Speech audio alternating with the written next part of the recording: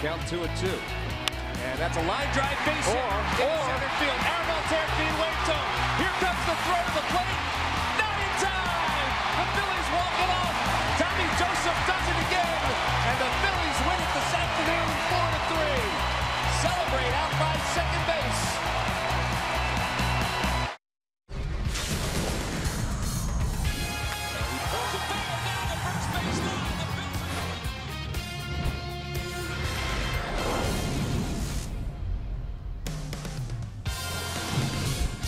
Nice day to be at the ballpark and get a chance to enjoy some of the great food around Citizens Bank Park as we get set to finish up Memorial Day weekend today and tomorrow. The Phils will head on the road after today's game. It's Weekends with Schmidt, presented by Acme Markets. Hi, everybody. I'm Tom McCarthy, along with Mike Schmidt and John Kruk. We get set for today's game. The Phils looking for their first series victory since the end of April. And yesterday, part of the reason why they are set up for that today is because of Aaron Altair. Aaron Altair, what a great young player. He is a five-tool player, someone that will generally factor into every win the Phillies have. A five-tool player plays defense. He can run, he can throw, he can hit for average, and he can hit for power. And one thing that he really has that it's hard to describe is baseball instincts. Now let's look at this video right here. Yesterday, Aaron Altair on first base, ball thrown in the dirt, not that far away from the catcher, but he takes off. Good jump, good instincts. Got to the base, got to second base, and here comes Tommy Joseph. Line drive into center field, just trying to move him to third, but he hits a line drive, great speed. Aaron Altair. He and Tommy Joseph helped Phillies win the game yesterday. Baseball instinct, wonderful. Great secondary lead by Aaron Altair to get himself in position to score that game winner. And all of that was because the Phils could not handle Zach Cozart throughout the course of that game and throughout any game so far this year. Yeah, only 5 games he's really hurt us bad. And, of course, we've only played him 5 times. This guy has just been unbelievable, making a career out of hitting off the Phillies. And yesterday in the game, first inning, he hits a 2-run home run, put the Reds up, and then, well, you know what? Keep one in the ballpark, make Aaron Altair use some of those 5 tools, gets a double, and then he gets jammed, which is a nice thing to see. He's not pulling off the ball, staying on balls. Well, it's a nice thing to see if you're a Reds fan. Then another single, 1 hit shy of the cycle. He needed that triple. He didn't get it, but look what he's done against the Phillies in the 5 games. 556, 1 home run, 5 RBIs, 1 a game. We talked about Joey Votto and Adam Duvall. We got to keep those guys in check. For most part, we have in the first 2 games. Zach Cozart's killing us. Well, he has been unbelievable. He's been a great surprise for the Reds, this being his free agent season. And let's hope that he is quiet today in the final time these 2 teams will face each other. Scott Feldman makes the start for the Reds, his 11th of the year. Zach Eflin, meanwhile, makes his 8th start, trying to get back on track. We'll be back with lineups and first pitch when we return. Phillies baseball is brought to you by Xfinity. Xfinity X1 will change the way you experience TV. By Toyota. Find your favorite model today. Toyota, let's go places. By Citizens Bank, official bank of the Phillies. Visit citizensbank.com. And by Independence Blue Cross. Live fearless. Learn more at ibx.com.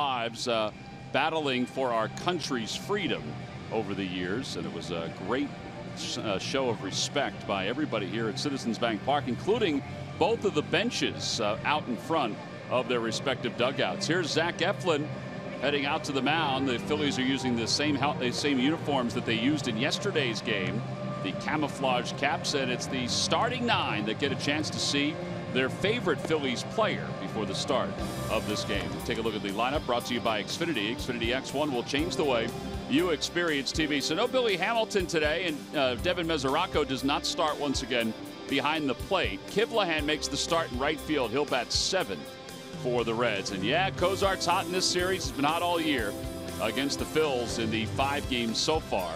And today it'll be Zach Eflin who'll try to quiet the Cincinnati Reds. Eflin 0-2 with an ERA of 5.36, just 22 strikeouts. He is more of a contact pitcher who's had to face a lot more contact over the last couple of outings, and he is trying to get himself back on track. He pitched earlier on this homestand for the Phils, and it didn't go all that well for him in that game. And John, I mean, obviously the fastball average 92.3. He can get it up there though to 95, 96. Yeah, he has reached that miles an hour, mid to upper 90s, and I like to see him maybe back that off a little bit and try to get some command instead of trying to throw it by these Reds hitters. Well, earlier today, as part of Melanoma Awareness Day here at Citizens Bank Park, he can still crank it up when he needs to. Mike Schmidt throwing to his buddy Larry Boa. Was Larry worried that that ball was going to go over his head, you think, Mike?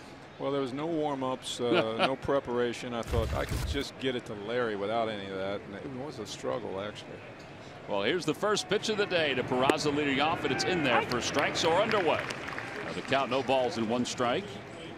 Peraza 1 for 4 in this series, hitting .254 with a home run and 15 runs batted in. He has a 12-game hitting streak under his belt. Reds come in 23-25. They're 2.5 games back in the National League Central. Phillies, meanwhile, are in 4th place, tied for 4th place in the National League East. And no Billy Hamilton today, which is probably a lot off the mind of Zach Eflin, not having to worry about him when he gets on. He made a heck of a play on the last out of the game yesterday. To make that close. Yeah, sprinting into the left center field, cutting that ball off. Stay up, ball. Little looper out toward left field. That's going to drop in front of Aaron Altair. So a leadoff single for Peraza. He's had 13 straight. There is Billy Hamilton. Time now for our Nissan keys to the game. John, we'll begin with you. Well, try to win a series. It's been since the end of April since we've won one, and keep this thing going and try to win. Finally get on the better side of a series win. And mine is the 3-4 hole hitters, Altair and Joseph. Stay hot. Well, I wouldn't call both of them really hot, but you know, if those guys hit, and do things in a game, your 3-4 guys, you got a real good chance of winning. So let's see what Altair and Joseph do today. Well, they have 13 home runs combined here in the month of May, which is a good thing. Here is Zach Cozart. He's hitting 10 straight, 5 for 8 in the series. And it's 0-1. Cozart had 4 hits yesterday. It's the 3rd time in his career that he has collected 4 hits in a game. First time in several years, though. And Peraza's back. He has stolen 10 bases. He's not Billy Hamilton, but still with 10 steals. And Zach Cozart among the leaders in OPS. He's also 3rd in the league in average at .355. 1 ball and 1 strike to him.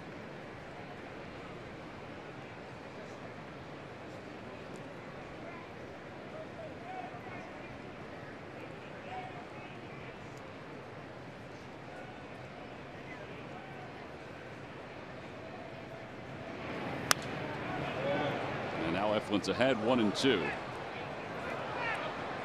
How about the last 4 starts for Zach Eflin? He's allowed 39 hits in those 4 starts. He had only allowed 10 hits in the previous 3 starts. That's how rough it's been for him. His last start against Colorado didn't go well, but the thing about it was he did give Pete Mackanin, got him through 6 innings to save the bullpen, but his stats took a big beating on that game. Yeah, 8 earned runs. A line drive, base hit it to right field for Cozart. Peraza's on his way to third. Saunders slipped. The ball doesn't get there in time. Yeah, that'll put runners on first and third for the Reds. Well, he took a chance with no outs, trying to stretch it to third. Peraza.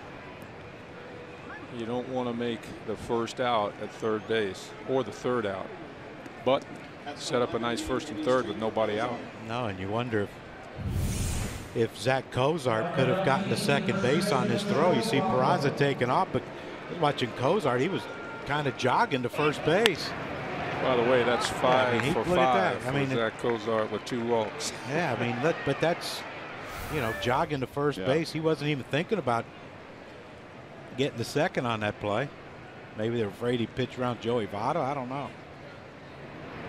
Votto takes on the inside corner. That's how they've been starting him in this series, on the inside part of the plate. Yeah, they were pounding Votto in. After the first 2 hits of the game yesterday, he was the third batter, and it was almost like it turned a light on with Eichhoff. He started burying fastballs on the inside. Just every fastball was either off the plate in, or on the inside corner. Never threw him a fastball away. Jared, no decision yesterday. 5 1/3, 3 runs on 8 hits. So he continues to go through the season winless. He and Eflin both. This is the 8th start for Eflin. If he doesn't have fastball inside on his mind, nobody does. He's seen a couple. Well, the last 2 games anyway.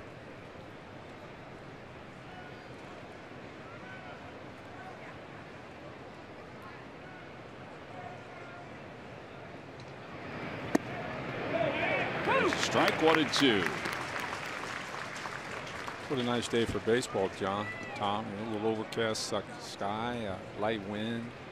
Don't have to deal with the sun. Temperature's beautiful. Ball's going to carry to left. Still have to put sunscreen on, though, right? Yes, you do. Yeah. And we'll talk about that, but you can go get some about 12 different places in the stadium. Foul ball. It remains 1 and 2. There was 95. That pitch to Votto.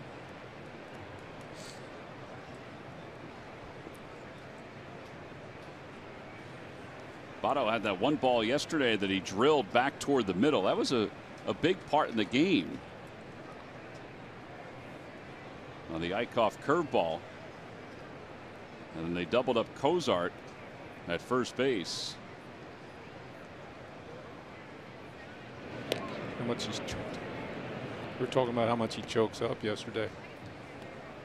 He's almost taking his hands right to the ball, and the sweet spot of the bat's right above his hands. Yeah, he does. He chokes up more than most guys.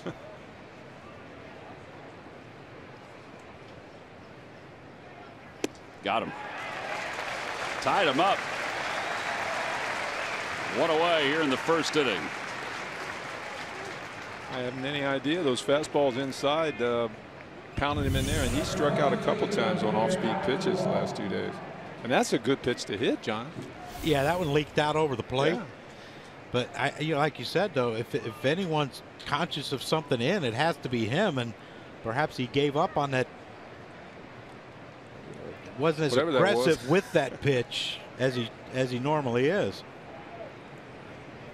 Well, now Duvall, who is 2 for 8 this series, gets this one back toward the middle. A base hit that'll drive in a run, and the Reds take a 1-0 lead. I just marvel at the way these guys are so short and quick. You know, all their hitters. I mean, he had no intention of driving that ball out of the ballpark and picking up all 3 runs. It's just like, I'm just going to pick up this one with a ground ball up the middle. It's 39 RBIs now for Adam Duvall. He's on schedule for what, 120? Yeah, he had 100 last year, and he's going to eclipse that total this year if he keeps on this pace. All right, so the Reds strike first with runners on first and second, and Eugenio Suarez will be the batter. Suarez 3 for 8 this series with a couple of runs. And it's no balls and 1 strike. And you got a guy that's hitting whatever Cozart's hitting, 350, 340, 350, and Joey Votto on base 45% of the time. Duvall's going to hit a lot with men on base.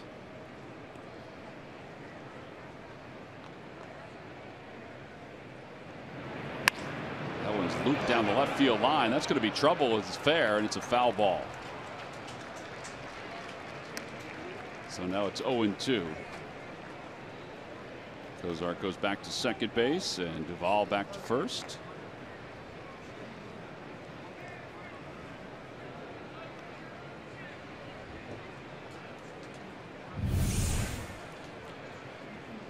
Just took enough off of it to get Suarez out in front and not be able to keep that ball fair. If that ball's fair, when Duvall was off, as soon as that ball left the bat, that might have been 2 runs scored.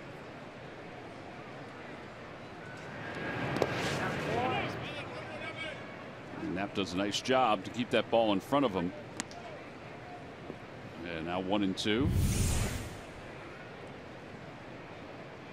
Catchers nowadays are so good at blocking pitches. They drill so much on blocking balls in spring training. Cameron Rupp, you see there, fantastic at blocking balls.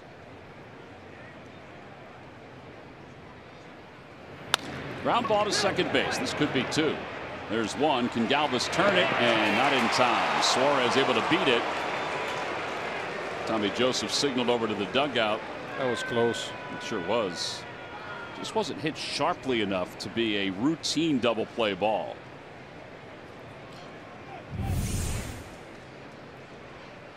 So he's on the bag, and the ball has not arrived yet.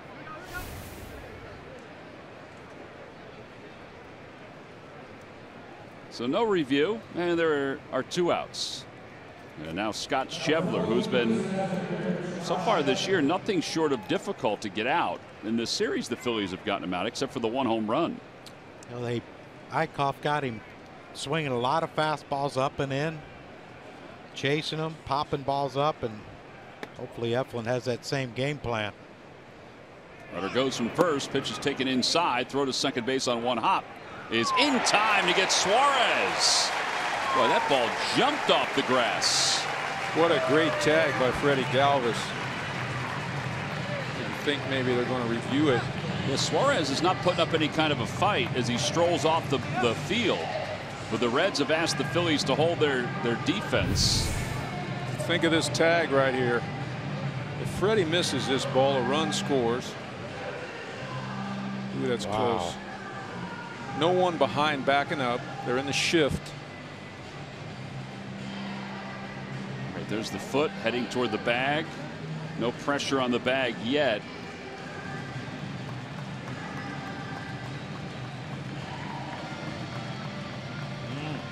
Boy, is that hard to tell. tell. Really close. Feldman's running out to the mound, so apparently they're not going to challenge. Yeah, they decided not to challenge, so 2-6 of the putout.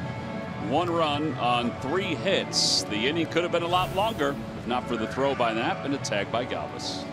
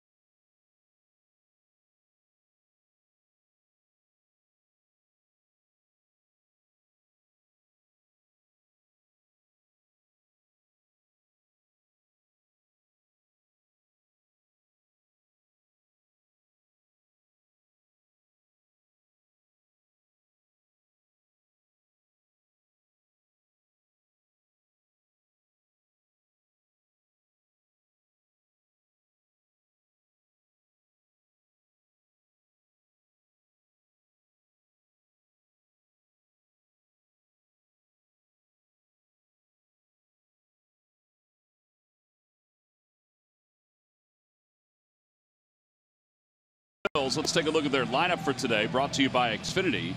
Xfinity X1 will change the way you experience TV. Odubel bats second, then Aaron Altair, Tommy Joseph, and Michael Saunders, and Maikel Franco.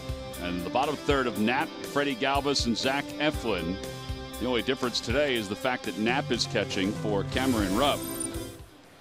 And they will face Scott Feldman for the second time this year. Feldman pitched on opening day, went 4 2/3, and allowed 7 hits.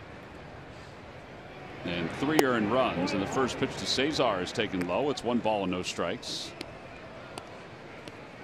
See the scouting report on Feldman. Not a hard thrower. A little harder thrower than Bronson Arroyo pitched yesterday, but he will work corners. He throws that cutter a lot right there to Cesar.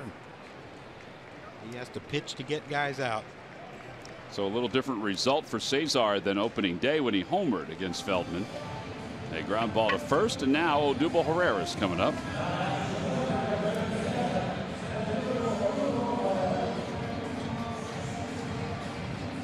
Well, Odubel, wonder if he's figured anything out overnight. I tell you what, I would have been hard for me to sleep. Odubel, as you know, you guys know, I've been watching him. I've been watching him on TV. He seems a little bit lost, and that is not a batting average that he's used to seeing. Yeah, here in the month of May, hitting 188. Part of the reason why that average has dropped down so much. 1 ball and no strikes to Odubel.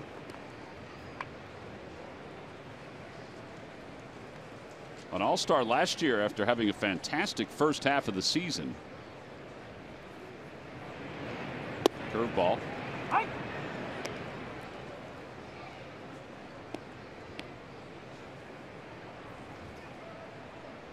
First 2 pitches at bat, he didn't have his batting gloves fastened.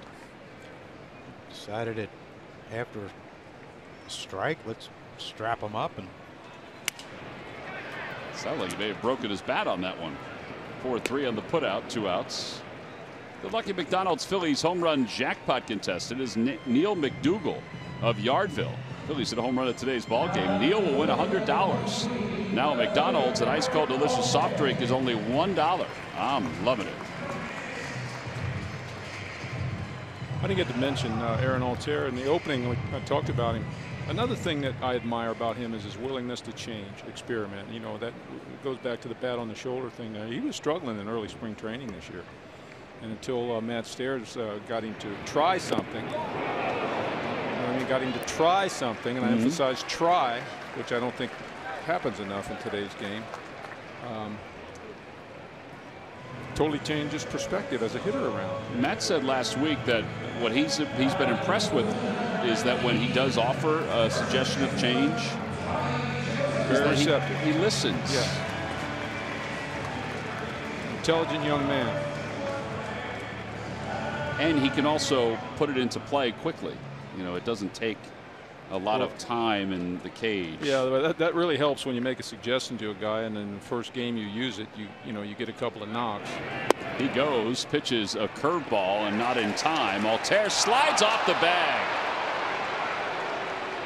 Oh, he had that base stolen, and then slid off the bag, and the tag was held on. He's peeking up at the video board. And he's asking, or he's speaking it to the dugout, which is an indication to Larry Bowa to get back on the horn.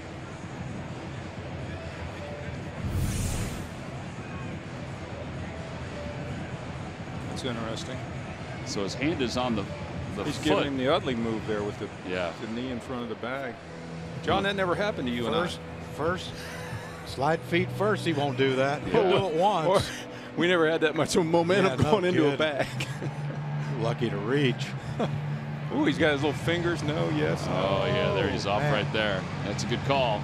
We'll head to the second. We've used our replay a couple times already.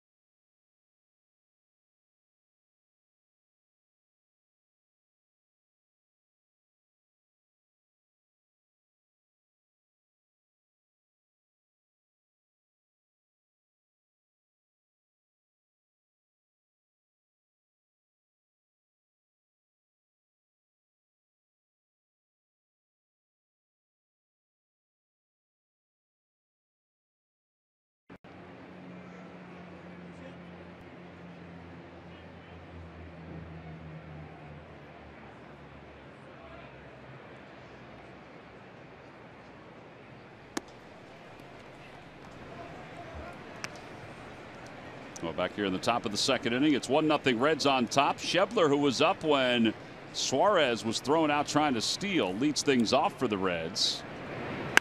And he rockets one to straightaway center field. Odubel Herrera has no shot. And off the base of the wall, just above the bushes. And it's 2-0 Cincinnati. That's the 15th home run of the year for Schebler. That ball was rocketed. And I'll tell you what, appreciate that stolen base caught stealing the previous inning. We talked about how Eichhoff had success yesterday with the ball up in the zone against Schebler. You see Andrew Knapp just drop his head. He knew when the sound of that bat that there was that one is not coming back. Well, that ball actually split the middle of the plate. That's what a major league hitter can do to it when you're in the middle of the plate. Kiblahan lines one foul and breaks his bat. So 1 ball, 1 strike. Schebler with his home run, it's his 15th. Mike Trout leads all of Major League Baseball with 16 home runs, but he is now tied for second. He had the 3rd most home runs in Major League Baseball. That's what's amazing. Trout with 16 homers. What's his on base? 460, 470 or something like that. Having an even better year than last year and the year before. 1-2. That's a good breaking ball right there. A little flinch out of the hitter. Outside corner.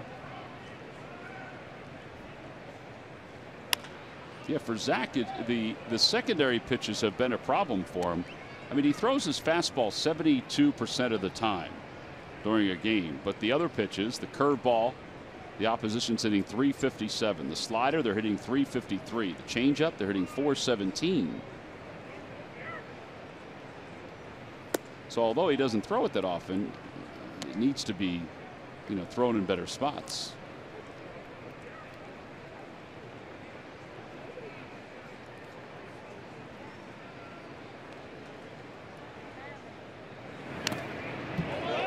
Another foul ball. It remains 2-2. I'll tell you, visually, it doesn't look 93 to 95. Those fastballs, John. I don't know if the one before was 96, and it's moving. But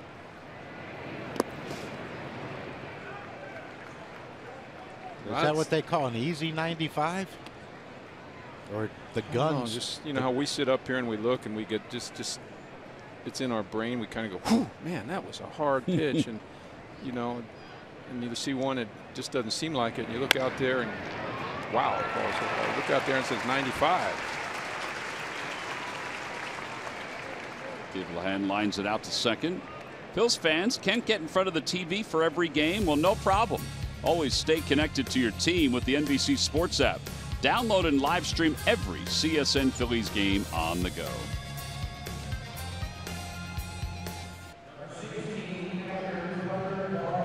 Here's Tucker Barnhart, who was 0 for 4 in yesterday's game. He was the everyday catcher last year for the Reds. And he's caught the most games of the 3 catchers this year. But Mesoraco has gotten some more time.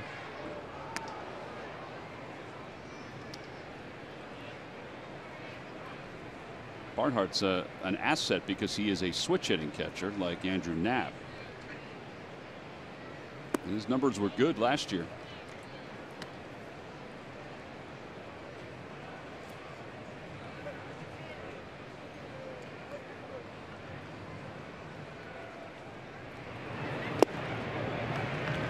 Two.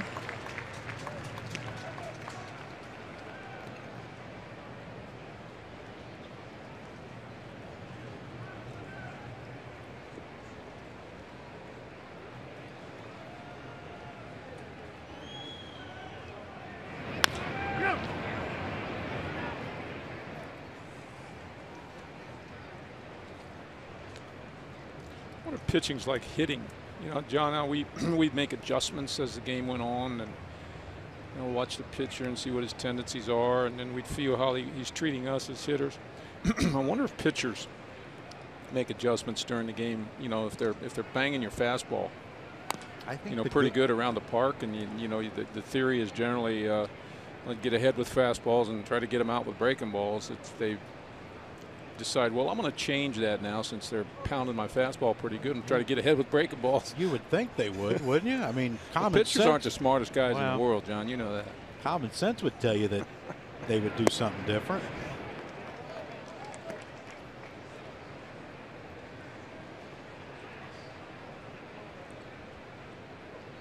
Glad you said that. I got to get on a plane with 13 of them here in a little bit. Well, you know, I said it in jest. I said. No, Well, they're saying the same thing about us. You know, hitters are the dumbest people in the world. That's what I mean. No, there's 12 other guys out there who probably think the same as we do.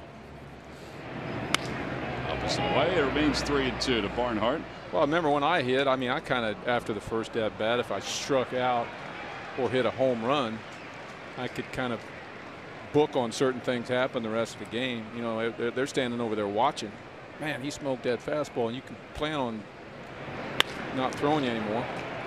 Ground ball back through the middle. Another base hit for the Reds. That's now 5 hits already. Home plate umpire today is Todd Tishner. Adam Hamare is at first base. Bill Miller, the crew chief, and Kerwin Danley at third.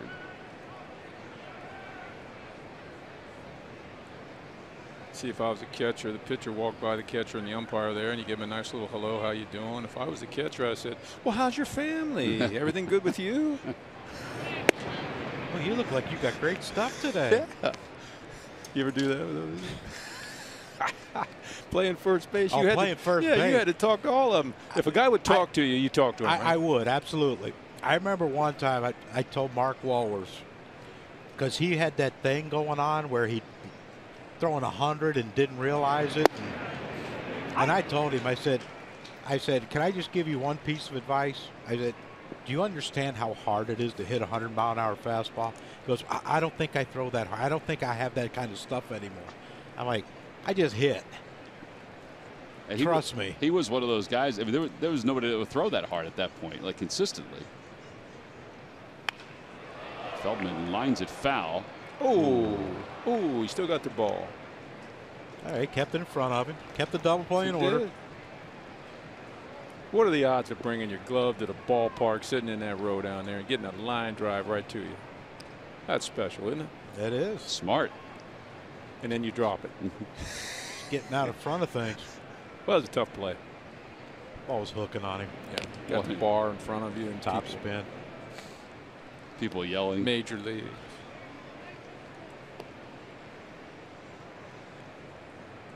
Feldman is 0 for 16 this year. Hey, Franco's right on him. And he bunts it. That hit foul. So it'll go down as a strikeout. Fortunately, the first base umpire saw it too, so he was coming down. Hit him right in the kneecap. Time now for our State Farm combo. State Farm here to help life go right. Well, both of these guys' hitting streaks have already been extended. Peraza with a single in the first, and Cozart the opposite field single in the first. So they're now up to 13 games and 11 games. And one guy hitting 419 during his streak. Peraza fouls it over the dugout.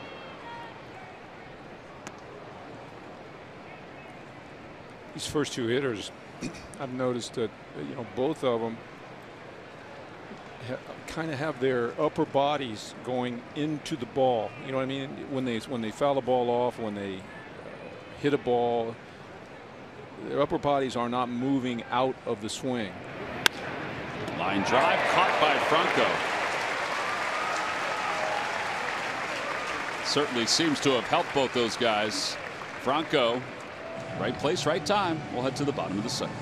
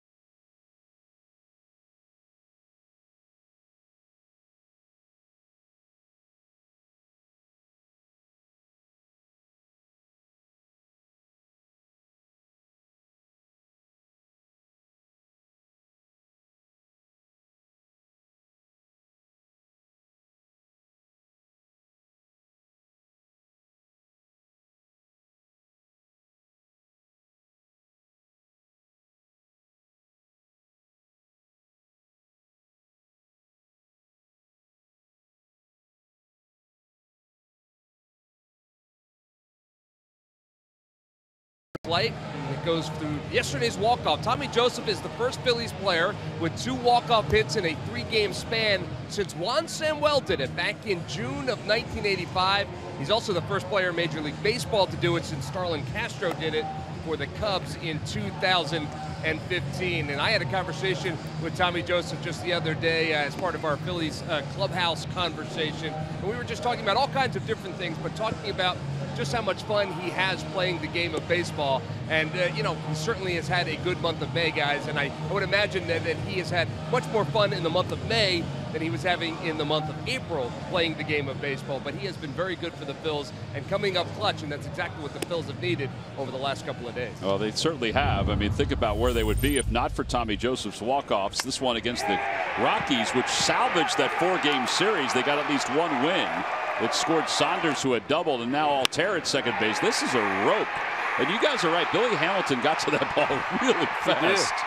Not many outfielders would have had a ball coming to home that quick. And threw a strike while he was still running toward left field. Tommy Joseph now up with a .255 average with 8 home runs and 24 runs batted in. Tell you what, though, the month of April, you were wondering, will he ever get another hit? He also wondered if Brock Stassi was going to get more time, and started to, because he was struggling so much. Credit to the manager. Stayed with his guy. 1 ball and 1 strike to Tommy. That'll mean a lot to Tommy Joseph as his career goes on. Well, and that's one thing you can say about Pete Mackanin. He has been sticking with guys, giving them every opportunity to come out of this.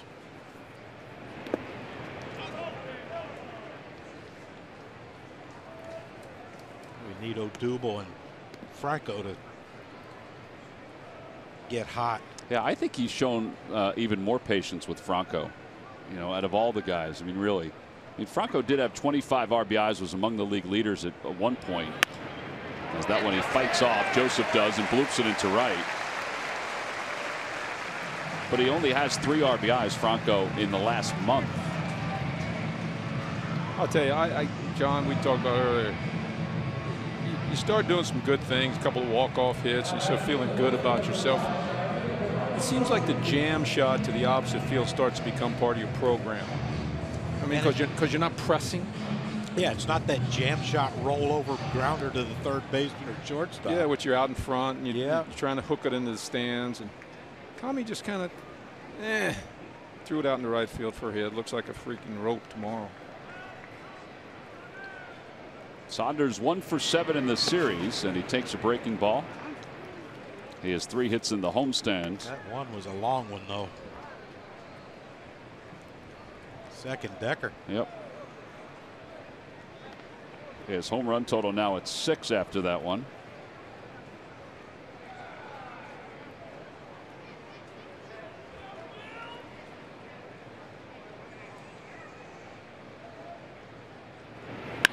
Opposite way, another base hit. So the Phils now have 2 on with nobody out. Well, Michael Saunders yesterday was bringing the lumber, brought to you by Yellowwood brand pressure treated pine. Well, he went up and got that one too. You can do that at 82, 83. If that was 95, it might have been fine, but it wasn't. Exactly what the Phillies needed, a long ball.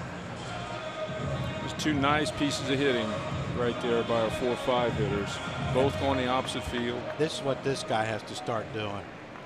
Think the other way. If you're quick enough to react, you pull it, but you know, this pulling off and hitting grounders to the other way and swinging at bad pitches. Hopefully today's the day he says, you know what, this is my day today. Take care of this.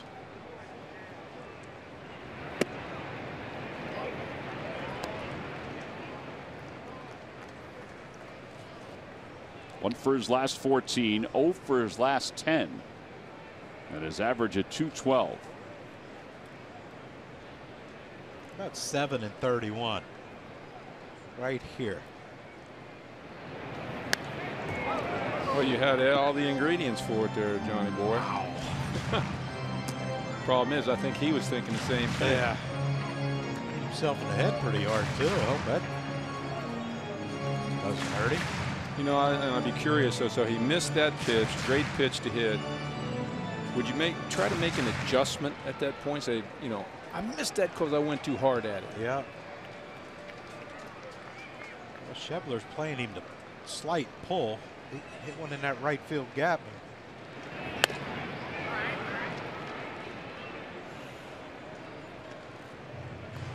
Another good pitch to hit right there. Both pitches, little middle, little up, right over the middle of the plate, little up in the zone.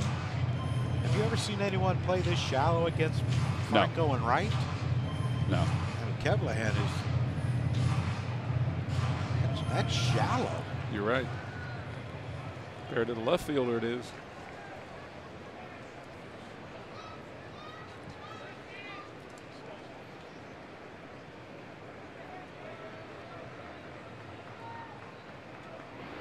Fastball at the knees, and he's down looking on strikes.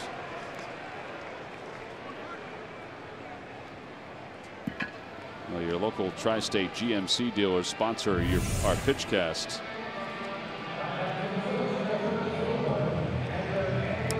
Little sinker out over the plate. Started out off the plate, and just ran back over the outer three-quarter. But that's one of those, Michael. If you're going good, that's at least a single to right field. If you're going good. Be walking back there. If you're looking out He's there. got a lot of nerve throwing that pitch. Yeah. Yeah. Here's Andrew Knapp. Knapp making his 16th start of the year. I had a guy in the minor leagues that 2 strikes would take a fastball down to me. You can't throw that pitch 2 strikes. Well, he did. The last pitch you're looking for at 1 and 2 count is a fastball down the middle. Right down the middle. Thigh high. The element of surprise. Yeah, you can't throw that with 2 strikes. That's so great. 0-2. Didn't get much time in the big leagues, did this gentleman. Surprised he got much time He in didn't Double A. get any. He didn't get any. Would you look for a pitch right down the middle with 2 strikes? You'd hope for it. You're begging for that one.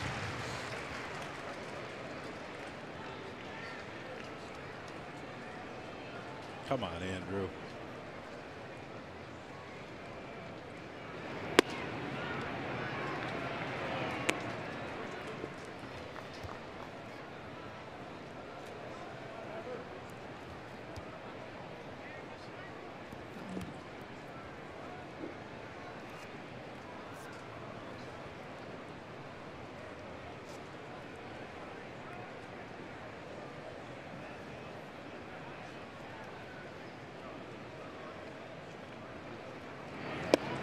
Didn't run back the way Feldman wanted it to at 91 miles an hour.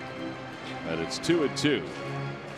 Remember we were in spring training and Andrew Knapp hit that line drive to left field for a home run? Yeah. I think that's the day. That's the day he made the team. Yeah. I'd like to see that swing again.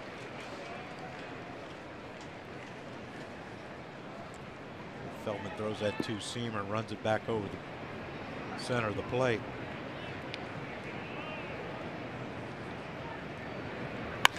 In the air to center field. On the run is Schebler. He was playing shallow. It is gone! 3-run home run for Andrew Knapp right into the waiting hands of Martin Leiter. And the Phillies have erased this deficit. They lead it 3-2. Yeah, little breaking ball. Started middle, caught the inner third. Not a big break. Knapp with 2 strikes in his 2-strike mode. Oh, it's amazing what you can do when you're in a 2-strike mode. Just trying to hit the ball. There it is. Boom. I think he knew he had it. 434 feet. Yeah, he got it. He did. Freddie Galvis pulls it foul down the right field line. The home run by Knapp made a winner out of Neil McDougall of Yardville, New Jersey. He's just won $100 in the McDonald's home run jackpot. Was it Freddie's last at bat? He hit the double to left center. Remember we were talking about the overswing? That wasn't an overswing there. He was just out in front of it a little bit. Serves it down the left field line. He must be watching Joey Votto at shortstop. Or from He shortstop. should be. Half swing, punch it somewhere. I'd love to see Freddie with that theory, you know, that idea about hitting. Choke up and just poke, choke and poke.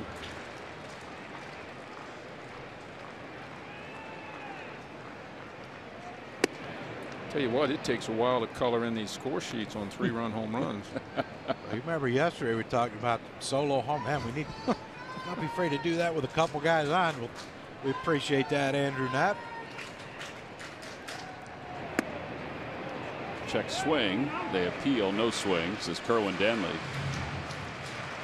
I like that by Barnhart, though. Check swing. Pops out of his glove. He picks it up and then asks for help. So if Kerwin Danley had signaled a strike, that he could have just tagged Freddie Galvis. Otherwise, Galvis could have taken off. Nice grab off the carom.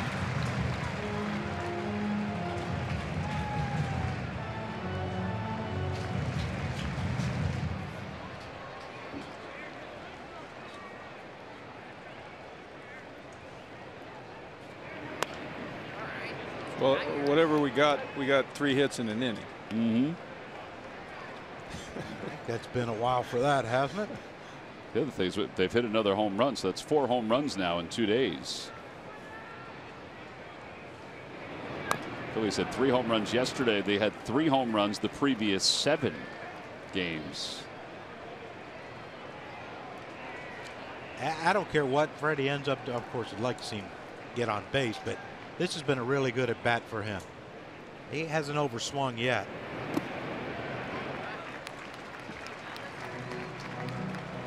Look at him. Look at Freddie. Did you see that? He actually took the little Joey Votto practice swing there. I'm serious. To left field. Beautiful. Now that's a good at bat, son. Great at bat. Son, we might have a new Freddie Galvis here. I hope so. That's beautiful. 10th double of the year for Galvis.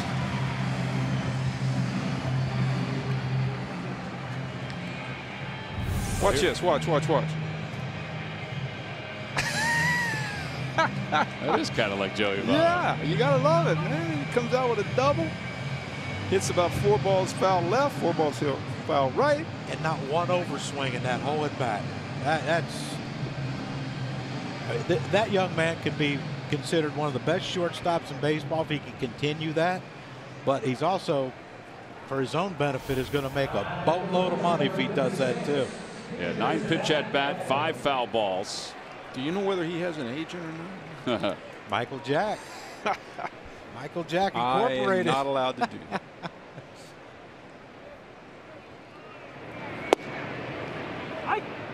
Eflin takes a strike, 0-1. Still just 1 man down here in the bottom of the 2nd. 3 runs are in thanks to the home run by Knapp.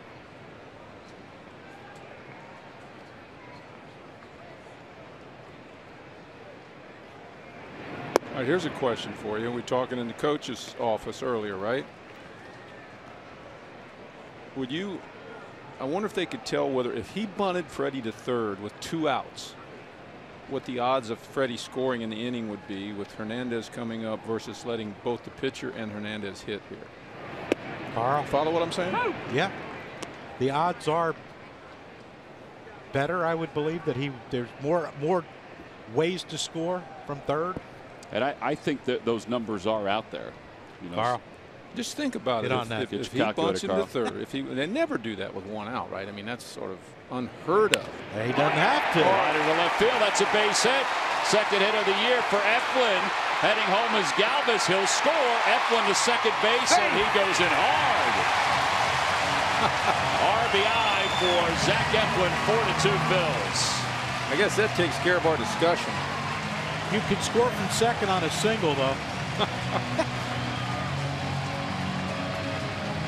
We'll pick that discussion up later. What Watt said, well, there must be in the scouting report that Duvall can throw. You know, he's going to airmail the throw. Nice, yeah, nice. Eflin just base kept run. going, right? Give Mickey Morandina a little credit over there. First career RBI, by the way, for Zach Eflin. Not even a hesitation. The ball actually got there pretty good at home plate. Boom.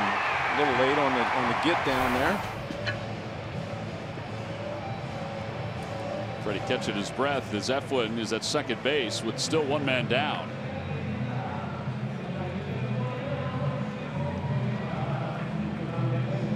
A 4-run second inning for the Phillies. Now this is more fun, isn't it? Yeah, where have you been? I mean, you need to go on the road. Well, with us. I'm actually 6-1 this year.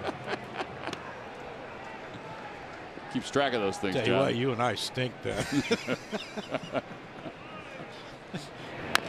Bouncer to first base. And Votto will take care of Cesar. Over to third goes Eflin. Yeah, there are 2 outs.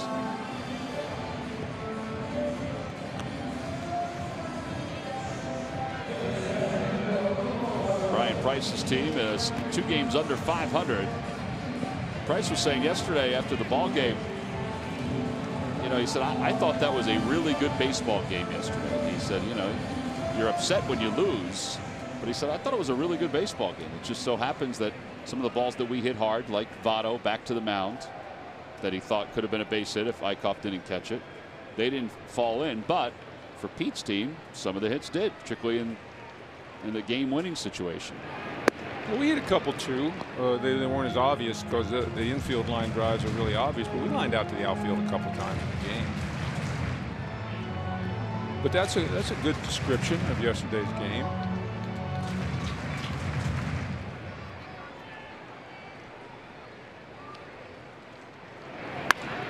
Over to second base on one hop, and Peraza throws out Odubel Herrera for the second time. 8 men come to the plate of the inning for the Phils.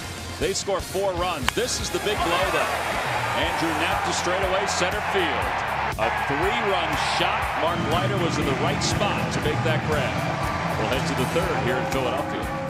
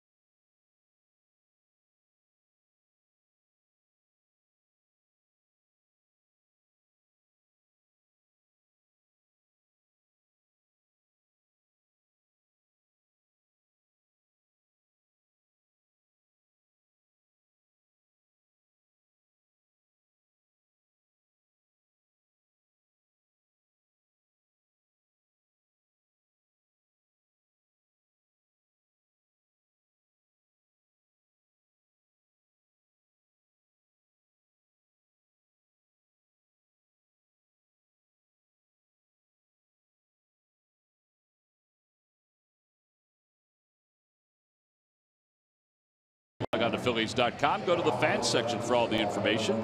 And please submit your answer on the subject line. All right, guys, the question is, in 1977 and 1978, George Foster led the National League in home runs. What player led the American League both seasons? 77-78, George Foster led the National League in home runs. What American League player led both seasons? Answer will be revealed a little later on.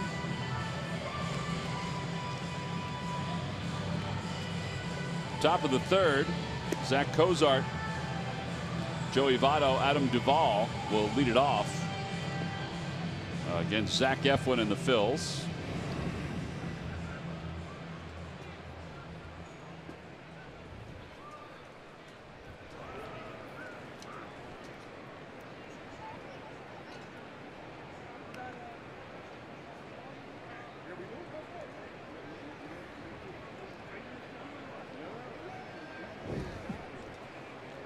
Yeah, we're playing with the stump question here. That's why you may hear quiet.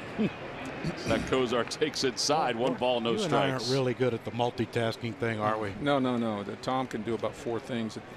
He can read a spot, put the score down. He can text, all at the same time. Hey, we got him out. We got him out.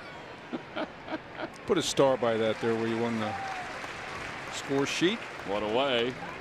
Then here's Joey Votto.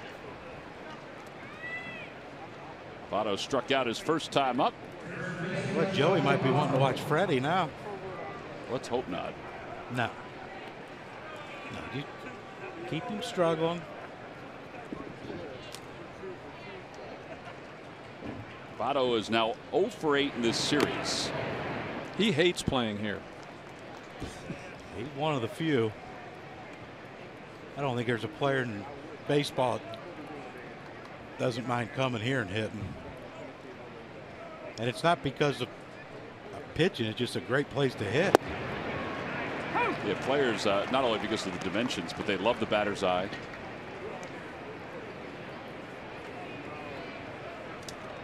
Oh, and 2 to Votto. You figure it out yet? Who the? Well, twice I've made a mistake on Kozar. Got the old white out. Yep. Beautiful thing, white One of out. the greatest inventions in the history of inventions. I used it for the first time earlier this year. I've never used it before. He's never made a mistake, Well, Mike. That's yeah, what he it's said. not I'll show you how to use it here in a minute when you make your first mistake. I made one the other time, last homestand. Inside, 2 and 2. Joey, he's got a dance going on there at home plate. The old inside pitch problem. Joey Votto, among in baseball history, has the 12th highest on base percentage in all of baseball. That one he smokes back toward the middle. I think that says a lot about what he's accomplished in his career, as quirky as he is. That's his 50th hit of the year right there. We've had trouble getting he and Kozart out back to back, haven't we? Like one of them's on at some point when they're coming up to bat. Well, it was definitely that way back at Cincinnati. Here's Duvall. Duvall singled home run his first time up.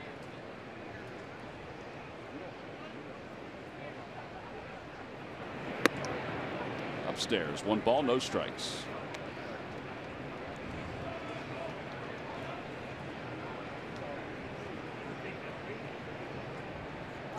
Big inning, momentum-wise. Got to 4 runs. Keep him from scoring. Get him back in the dugout while they're feeling good. About a 5-4-3. Fly ball to deep left field. And this game is tied up. Duvall with his 12th home run of the year. A 2-run shot. He has 3 RBIs. And it's now a 4-4 game. Boy, that's a tough one. After you score 4 runs to take the lead, and then you give the lead, or at least bring the Reds back to a tie. Oh, I'm impressed. Short, threw the ball, somewhat of a low finish for a low pitch. And the Giants are still looking for a left fielder. Right. Suarez pops it up in foul territory. And Tommy Joseph makes the catch. 2 outs. And here is Schebler, who homered his last time up.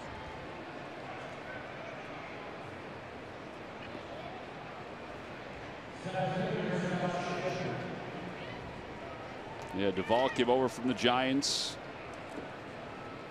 30 home runs, 100 RBIs last year. Runner-up for the, or finalist, I should say, for the Gold Glove in left field. Been a solid pickup.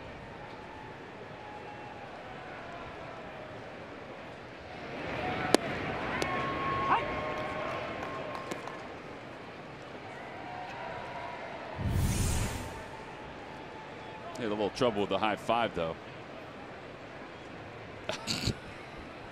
Oh, it's a new thing. I haven't seen that one yet. It's the I don't think they've seen it. invisible five. I don't think they've seen it either. They were not on the same page. I mean, it's not like they should be out of practice. I'm sure Duvall's hit a home run when Votto's been on base before. That's the, what would you call that? The no 5. An air 5. Yeah, an air 5. 1-2 to Schebler.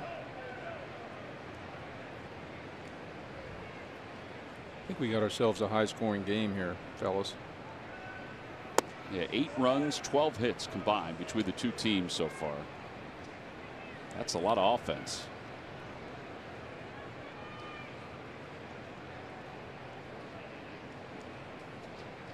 You gotta like our chances with the way our bullpen's been pitching if it becomes a bullpen game. High fly ball down the right field line. Saunders has room on the track, makes the catch. That had some hang time. It sure did. Well, speaking of hang time, Adam Duvall's 2-run home run has tied this game up. It's a 4-4 game as we go to the bottom of the third.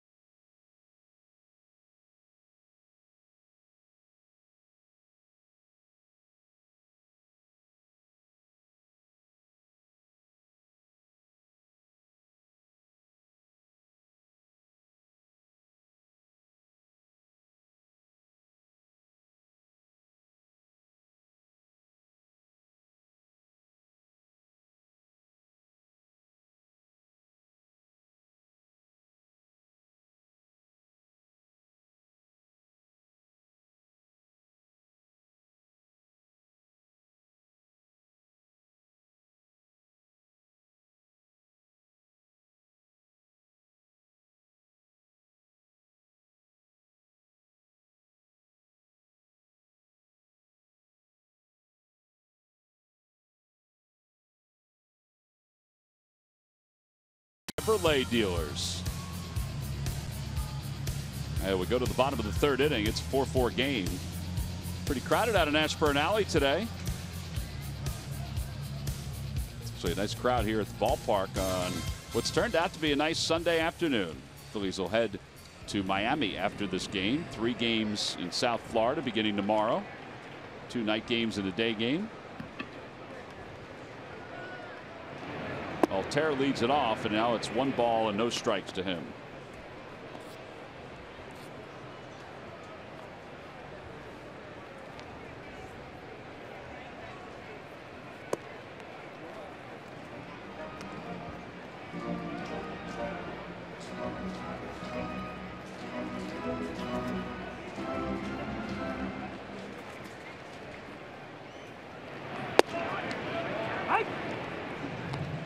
Two balls, 1 strike. Altair hit by a pitch his first time up.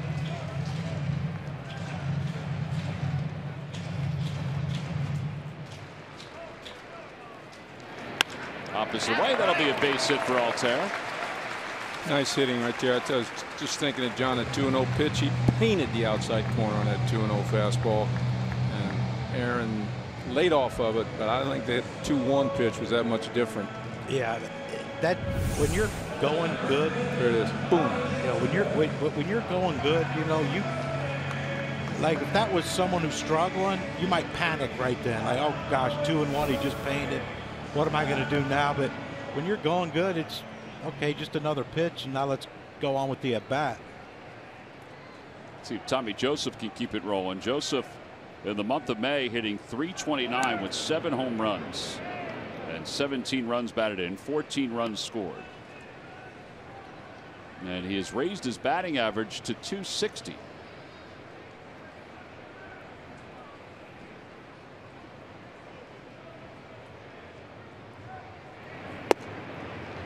You know, one way to look at what it takes to have a really, really good year in the major leagues is just get 5 and 20 each month. Sounds easy. It is. Think about that. You just hit 5 home runs a month, and that's like 1 home run every 3 games or something like that. I think for some that's that's 1 home run every 5 games. Yes, if you had 5 in a month, it'd be around 5. So going by your math, you didn't have a good career as you thought. No, but just think of the 2 great months that our 2 guys that we're talking about had. I don't think either one of them has been ridiculously hot. This is, you know, the key is injuries. The key is staying in the lineup. Right. Getting your at-bats. Picking up a little RBI here and there. The difference in 10 or 12 RBIs a month is those 6 or 7 or 8 you get cheapies, you know, the little ground ball here, the, you know, sacrifice fly there. You can break the year up into months. That's a simple way to look at what it takes to have a great year. If you have that ability to hit home runs. Well, they've just showed us that they do.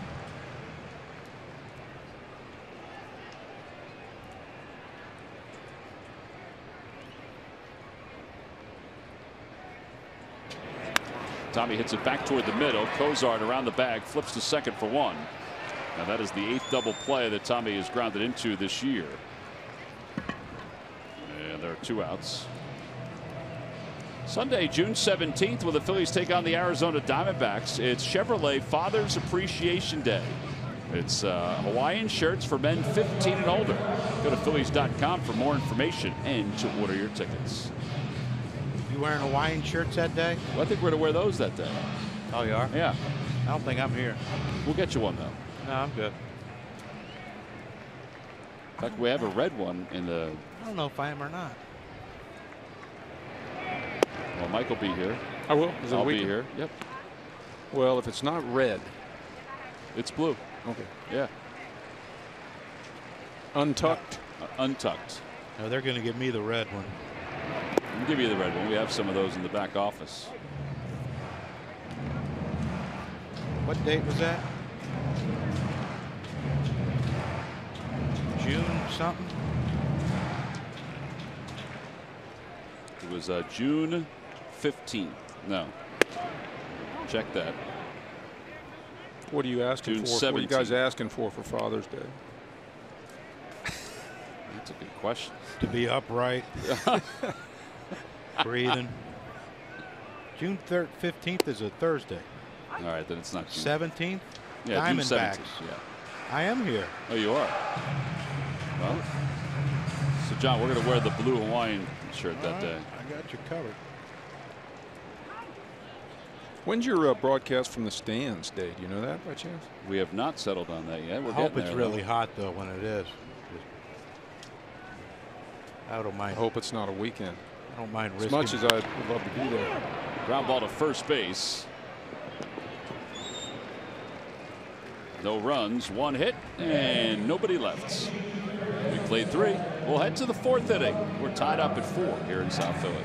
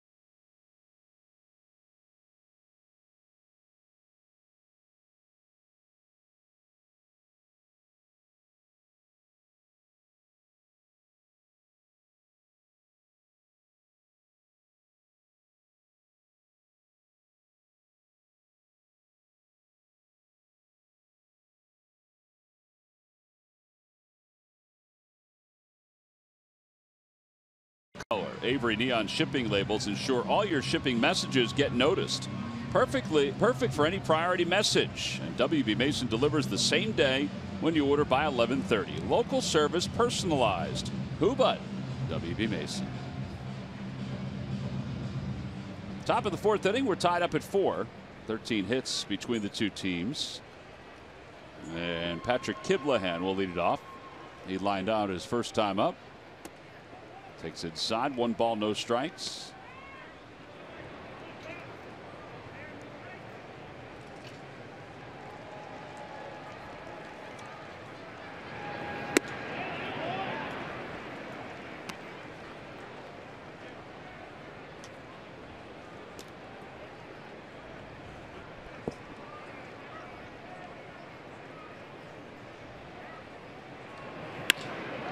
Toward left center field. On the run is Odubel Herrera, and it is gone as Kiblahan hits his 2nd home run of the year.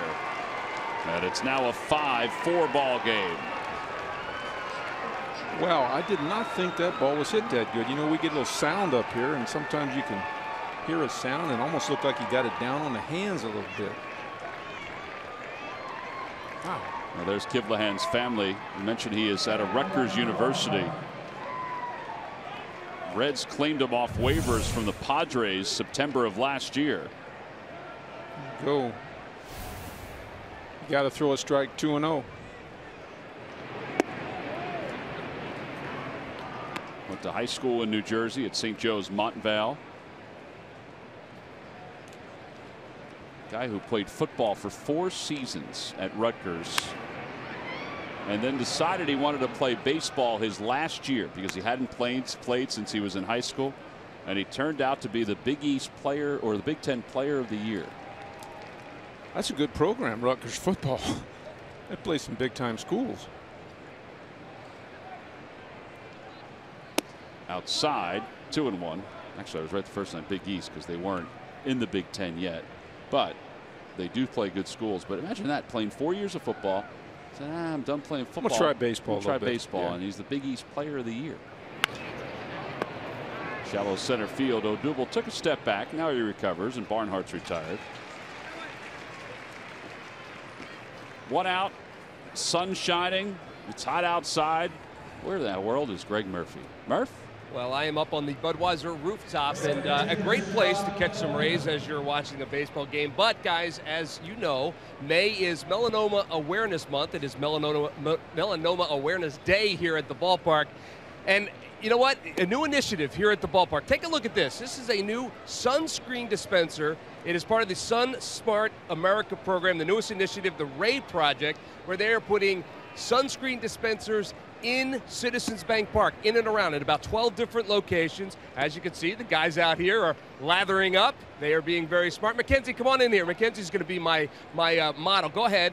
Show us how it works. You put your hand underneath the dispenser.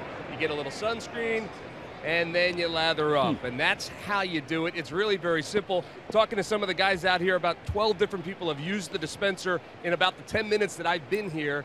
And it's just such a simple, great idea, and it goes further than just Citizens Bank Park, guys, because it's all over the city of Philadelphia. The city of Philadelphia is a pilot city for this new program, and Mike, I know it is near and dear to your heart. You know what's great?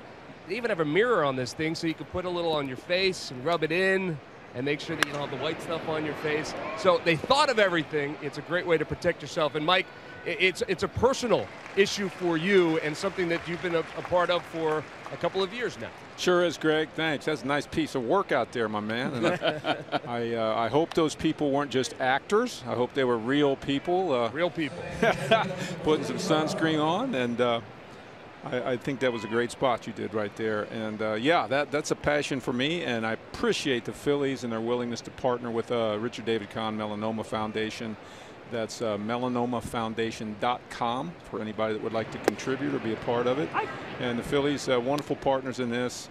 Stadium's going to be a Sun Smart stadium, and I hope we convince as many people that are Phillies fans as we can that being Sun Smart is the way to protect themselves against some of the stuff that I've gone through over the last 4 years. Yeah, you and so many others, Michael, and it is great to be able to see that popping up. Murph's making sure he's got it on.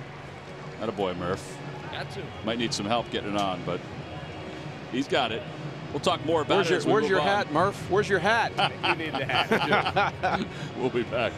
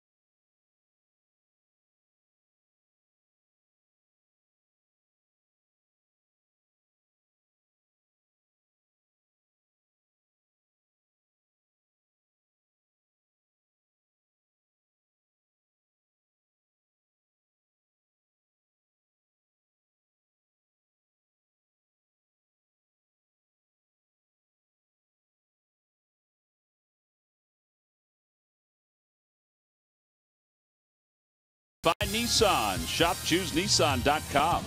By Jefferson Health. Call 800-JEF-NOW or visit jefferson.edu.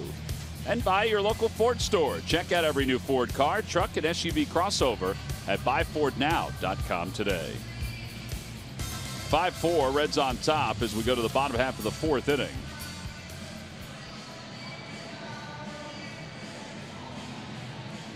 And Michael Franco will lead things off. This is Mike earlier in the week down at City Hall unveiling the dispensers that will be around the city of Philadelphia and here at the ballpark. Joining the mayor. I didn't know it was actually loaded with sunscreen, and I ended up getting a big blotch on my hand. I didn't know what to do with it. Franco fouls I was it back. going to go paint the mayor's face, but I thought I might get in trouble. Mayor Kenny's all over this whole thing. He's such a big help with this. He's kind of a light-skinned guy himself, and he really understands the sun protection idea. That's a novel idea to put it around the city with all the walking and all the tourism that goes on here in Philadelphia. And to even have it here at the ballpark, and I hope other ballparks do the same type of thing eventually. We're hoping to get a partnership going with Major League Baseball. 1-2 to Franco.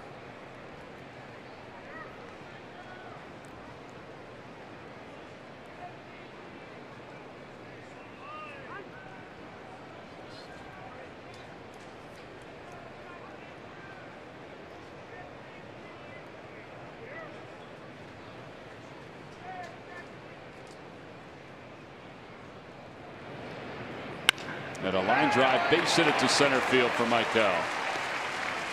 Good way to start the fourth inning. I hope he's happy because that's good hitting, and I'm happy that it wasn't lower. That's went by the pitcher. That could hurt a couple people. Knocked him down like pins. It ends at 0 for 11. That ball was, thing had some hair on it there. Tattooed. The middle. You could hang clothes on that baby. Well, now Andrew Knapp, who had the 3-run home run, his first time up.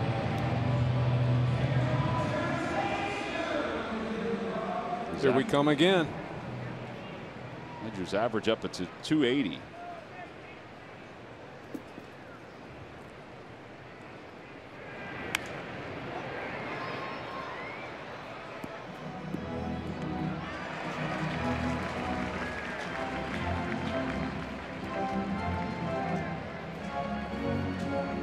He's wearing the jerseys today like the Reds and everybody else in baseball, the fatigue jerseys, military to honor those who have lost their lives in battles over the years. With the 5 stars on the sleeve, each star representing one branch of the service. Some of these jerseys will be auctioned off, and the proceeds will go toward MLB charities. Knapp has a strange stance, doesn't he, John? He holds those hands low. Now watch him go up. They go up and back. And timing, there they go. For our young hitters out there, that's a big key to being a good hitter. Slow feet, quick hands, yeah, right? And make sure you get those hands back. They need to go back before they go forward. Gomez just started to warm up. Ramos has been warming up.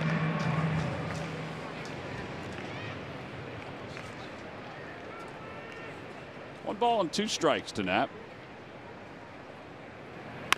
Bouncer to second base. And they might be able to turn 2 here, and they do. 4-6-3 double play.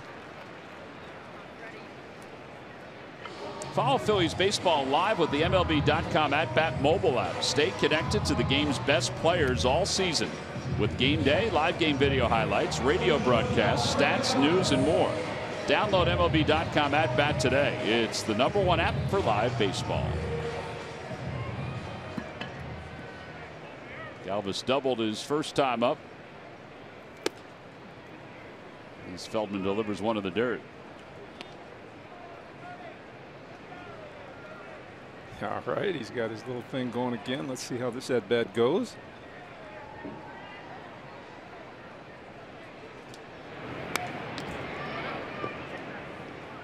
You know, that just tells me one thing. I guarantee you he's been watching the Reds hitters from shortstop, because you get a good view, you know, of the hitters and their actions. You even saw there, we talked about it the other day about his balance. That was good balance. Really good balance right there. Taking those pitches with his hands back. That's another key to hitting, is when you take a pitch, your hand should stay back. I'd like to see a little more choke up on Freddie there on the bat. He wants that one back. Center cut.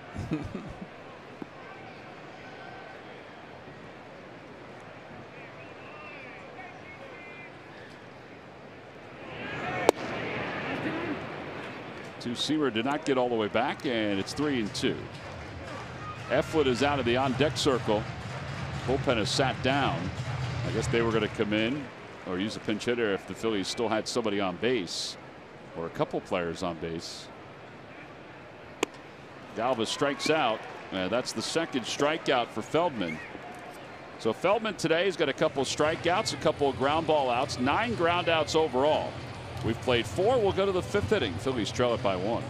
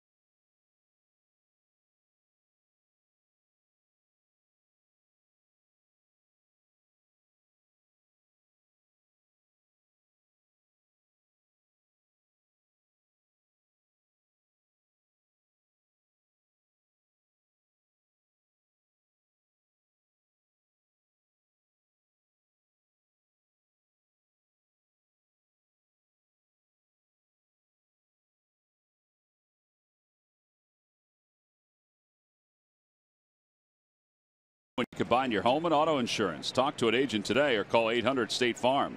You could save hundreds when you combine home and auto. State Farm, here to help life go right.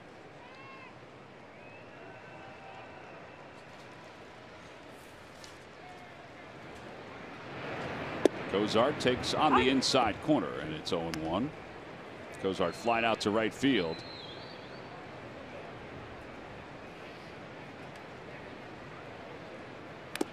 Oh, and 2.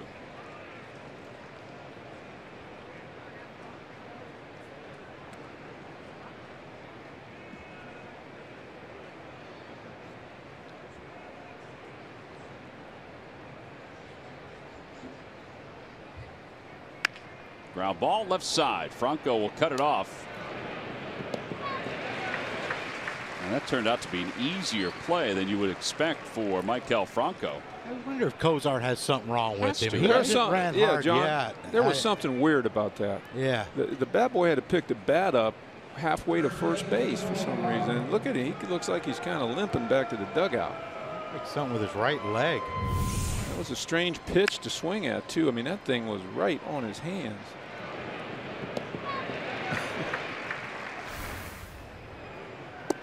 Breaking ball to Votto. Got him out twice in a row now. He must be hurt. Something's wrong.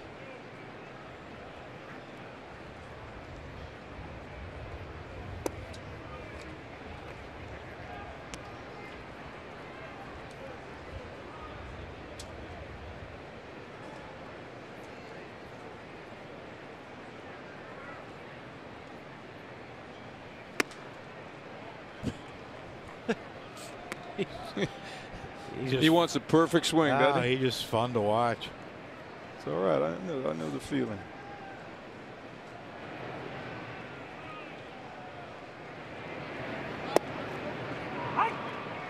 By the way, he's changed his socks from earlier in the game. He was wearing the Red Sox earlier in the game when he struck out.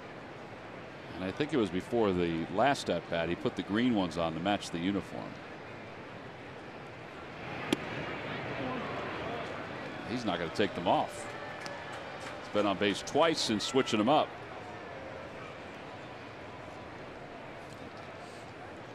So a walk with one man down. Phillies have 2 exciting fireworks shows scheduled for later on. July 6th and 7th after the games against the Pittsburgh Pirates and the San Diego Padres. 6:05 on the 6th, 6:35 on the 7th. Go to Phillies.com for more information and this report. Brought to you by Xfinity. And Duvall, who has 3 RBIs, he's hit 9 of 11. He has 24 RBIs here in the month of May, which is the most in the National League. And you're right, he's going to exceed 100 RBIs, 120 RBIs at this pace.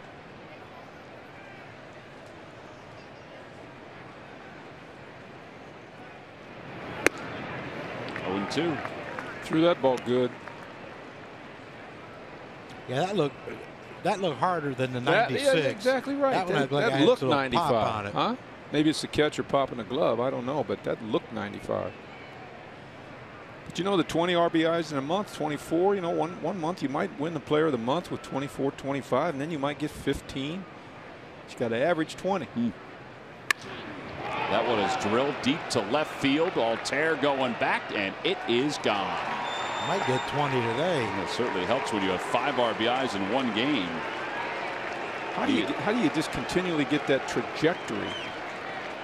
Second 2-run home run of the day. He now has 13 home runs and 43 runs batted in. He's right on Schebler's heels. And you know, he was struggling a little bit in that at bat. He swung and missed a couple times, which we haven't seen. Ball's up and in. He got that top hand over a little bit on that thing. Finished about shoulder high. They're not sure what to do there. It's oh, they're going with the point. I think that Joey Votto is sort of tagging Duvall along there a little bit. Suarez takes a breaking ball for a strike. That is the 4th career multi-home run game Bob McClure now all of a sudden will head out to the mound to talk to Eflin. You don't see him go out very often right after throwing a strike. No.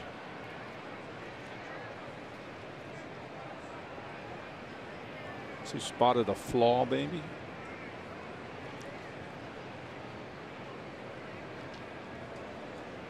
It's been an odd handful of games for Eflin after pitching so well when he first came up.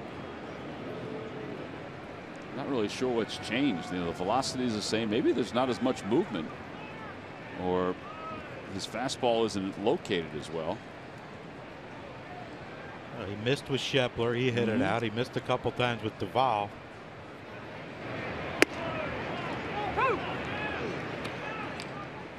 A late call, wasn't it? I think Suarez just said that was a bit inside. He said, I don't know if that was close.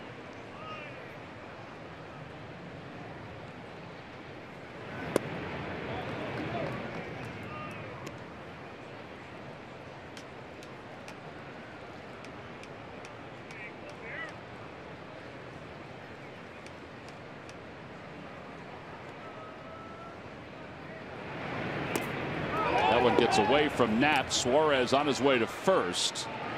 Nice play by Tommy Joseph to pick that one at first base. So the strikeout and the putout goes 2-3. Third strikeout for Eichhoff.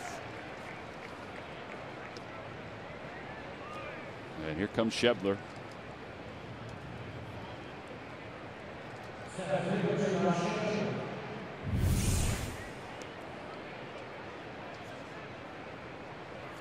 Tough hop for Tommy. A real tough play.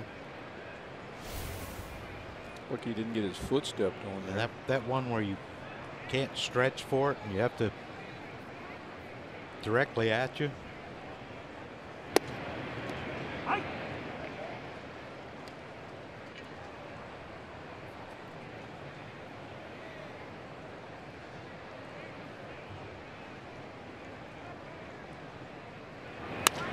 Ground ball right side. Galvis will cut off Cesar.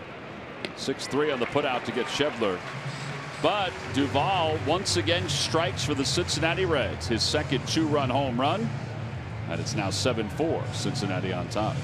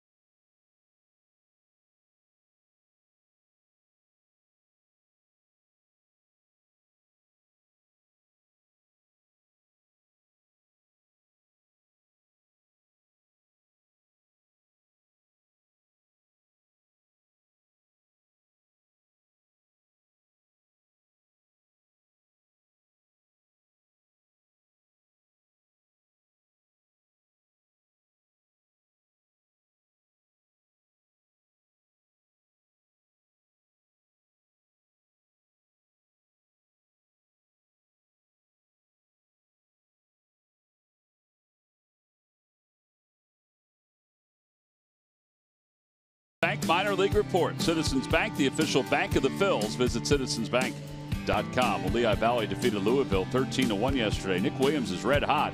3 for 5, a double and a home run. Scott Kingery homered again, his 15th of the year. Reading lost to New Hampshire 4-1. Clearwater lost to St. Lucie 4-3-10. Cornelius Randolph had a double and a run scored. And Lakewood lost to Delmarva. Cord Sandberg had a couple hits. By the way, Lehigh Valley has won 19 of its last 21 games. And 12 of 13 at home. Does that put them in first? I would hope. They have 21 wins in May. as Ty Kelly takes a strike. Well, Eflin's day is done.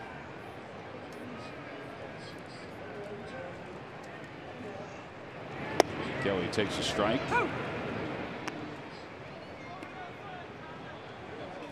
33-15, John, first place in the North Division. I would hope.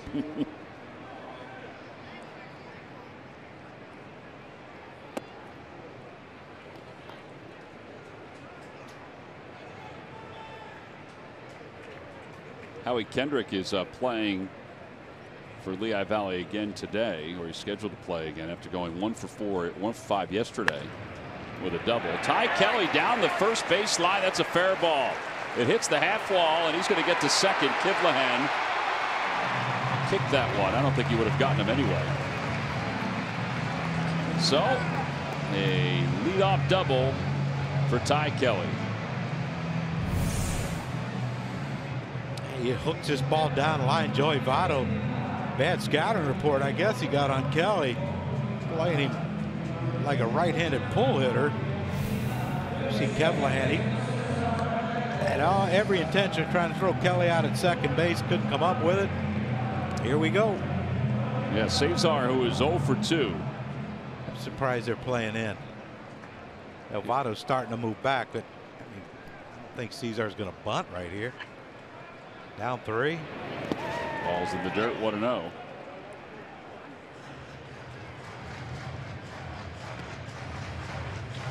By the way, Michael Jack's mom is watching this game outside of Dayton on the Reds telecast. So Mike wanted to go over and say hi to his mom. So he is currently over on Reds TV with Jim Yelch and Chris Welsh. As Cesar does bunt, but foul. That time Suarez was back, so maybe that's why he thought, all right, maybe I can bunt for a base hit. There's Schmitty. Chris is to the left, former pitcher, and Jim is to the right. Mike's mom is in her 90s and still enjoys watching some games. Wants to see her son. Yeah. Can't blame her. You know, and a nice son that Michael Jack is. He goes over and obliges. 2-1. It's just funny, you know, when we're in there, like, you think they would let me? Like, you're Mike Schmidt. I mean, we would kick him out of here if they wouldn't let you. Yeah. He said, I don't want to impose. Yeah. Apparently he doesn't think that Hall of Fame thing carries much clout. In the air to right field. Going back is Kivlahan, and he'll make the catch. Tagging from second is Ty Kelly. He'll get to third. Now that one had a little top spin on it. Otherwise, it probably would have went out of the yard.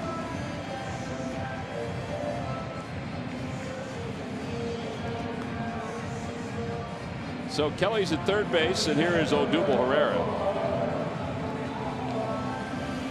Odubel has grounded out twice to second base.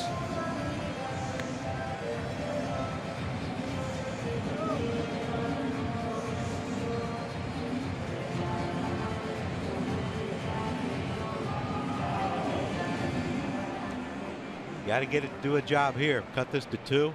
If you get on base, the bonus plan. Got to get this run in. Still a lot of time left in this game.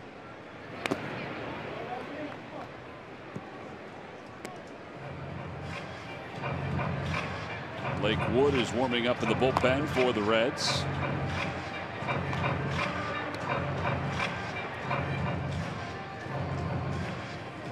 I guess that Brian Price is not so sure that Feldman can get through this 5th inning.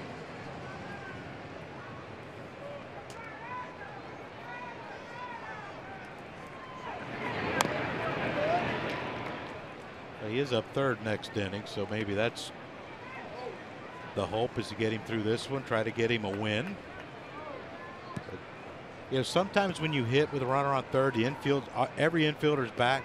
You think it's so easy, just hit a grounder, but you still have to get a good pitch. You know, it's funny. And it just looked like these first 2 pitches just, you know, I'm just going to swing because it's, you know, I'll hit a grounder somewhere and score him.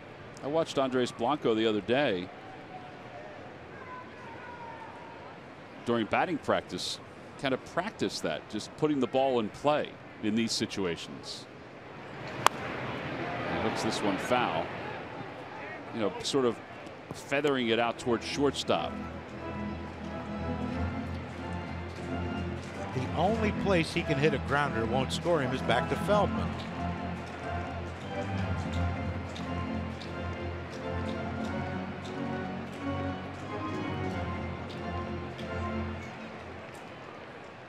Oh, and 2.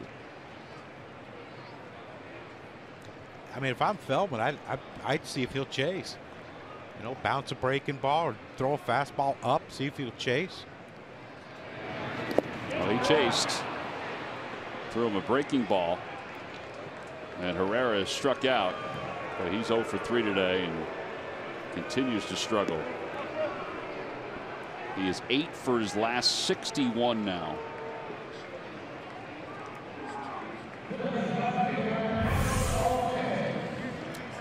You know, when you can get a guy out with not having to throw a strike, I mean, look at the zone.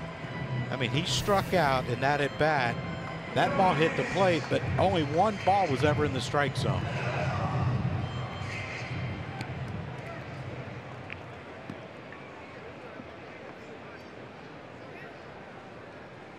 All right, so Altair is 1 for 1. Breaking ball. Bob McClure and Zach Eflin having a conversation.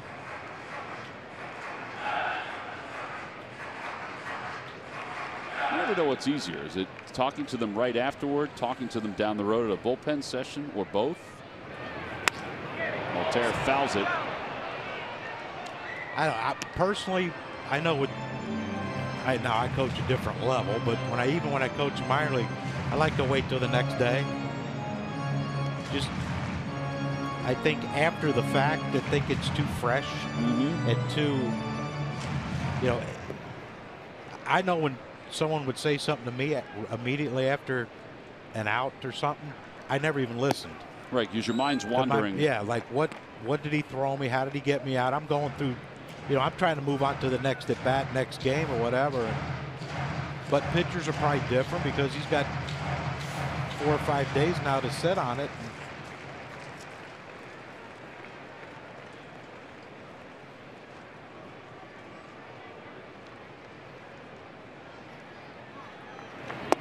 Inside, 2 and 2. Well, he's been pretty predictable with the fastball in, and see if he can't get Altair to chase. Breaking ball. Oh, he's doubling up.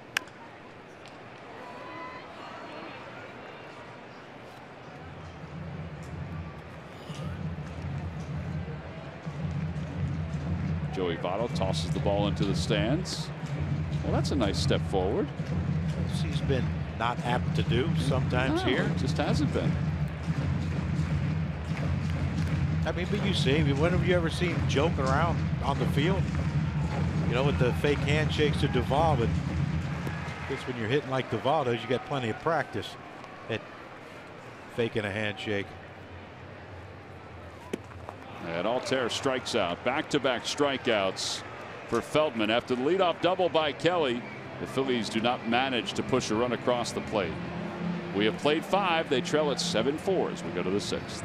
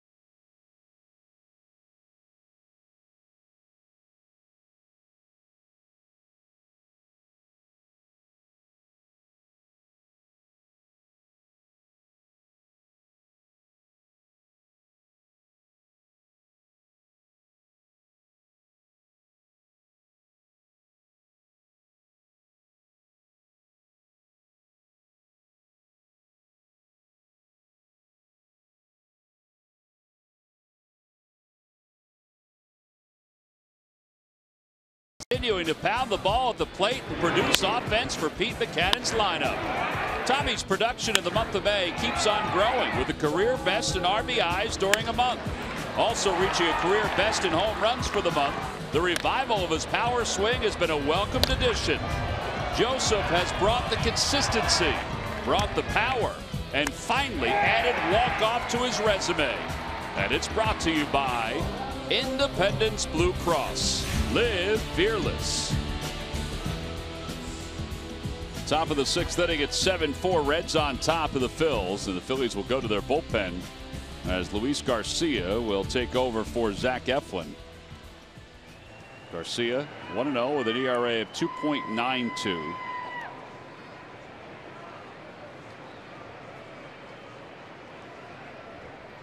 This is his 13th game.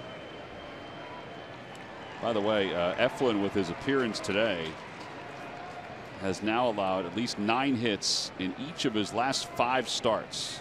The last Phillies pitcher, starting pitcher, to do that, as that one hits off the foot of Kivlahan. It's 0-1. The last Phillies pitcher to do that was Chris Short in 1971. Allowed 9 hits in 5 consecutive starts, at least 9. It's amazing. It's where he was a few, when he first came off the disabled list and where he is now.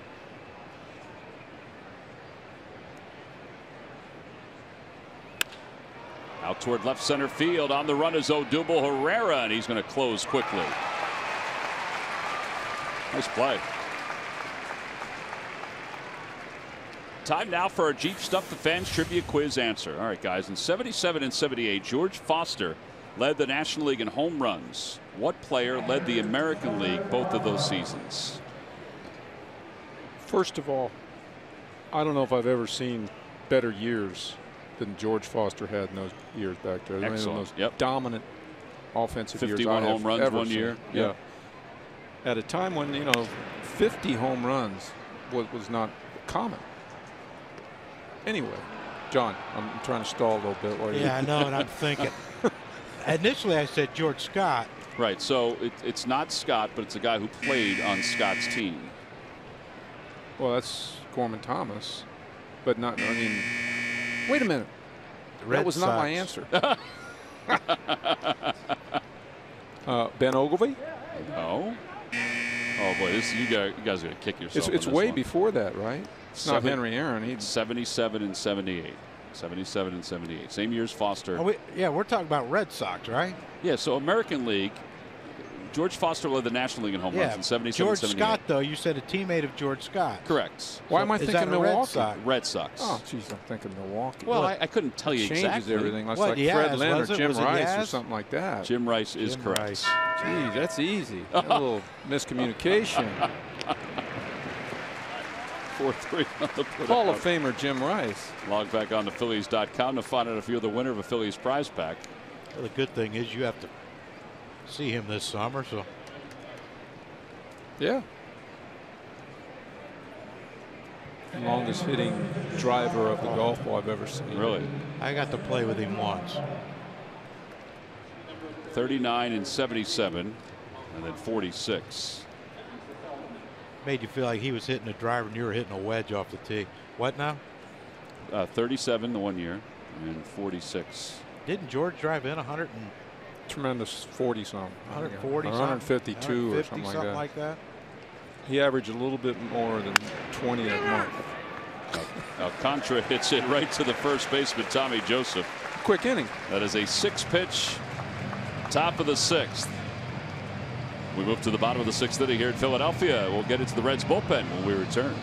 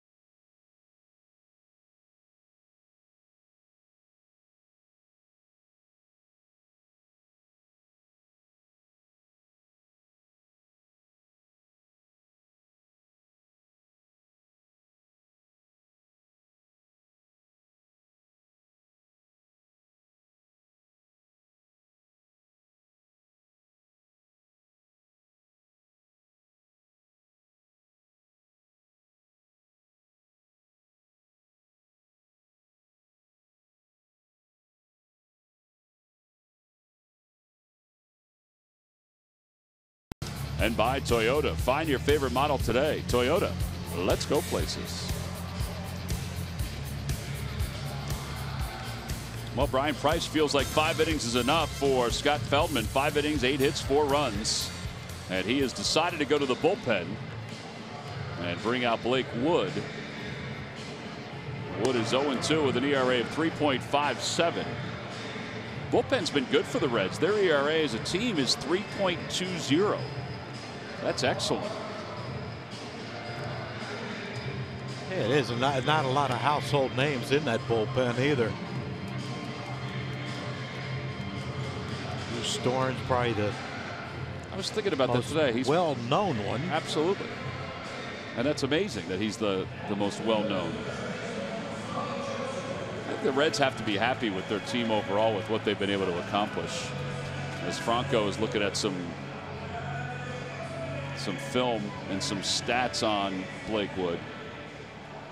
But if you're the Reds, I mean, in this rebuilding year, you've gotten 2 guys in Schebler and Duvall, who are among the league leaders in home runs. I mean, you're 2 games under 500, so you're progressing in some ways. Well, Chris Welch said next door that they were expecting a rebuilding year, much like the Phillies, and then now they found out that you can be right around 500 most of the year and be right in the thick of things in that division. Big decision, though, on Cozart. Yep, I agree. Free agent after the season. Yeah, because you can think about trading him because you can move Peraza over to shortstop, and you've got Dilson Herrera, who they acquired from the Mets in the Jay Bruce trade, who could play second base. Suarez, too, can play the middle infield. No question. If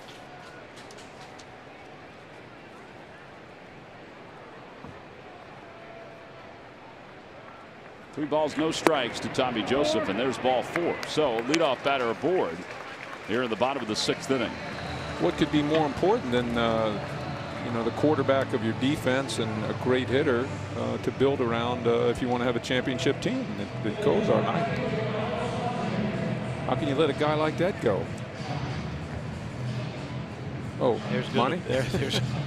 He hits 340 and plays a great shortstop. He's going to get a nice contract. There's going to be some teams offering him a lot of money because he's an excellent defender. Saunders 1 for 2. He has singled and scored. Takes a strike. 0-1. 98 from Blake Wood. 22nd appearance for Wood, which is tops among the Reds bullpen.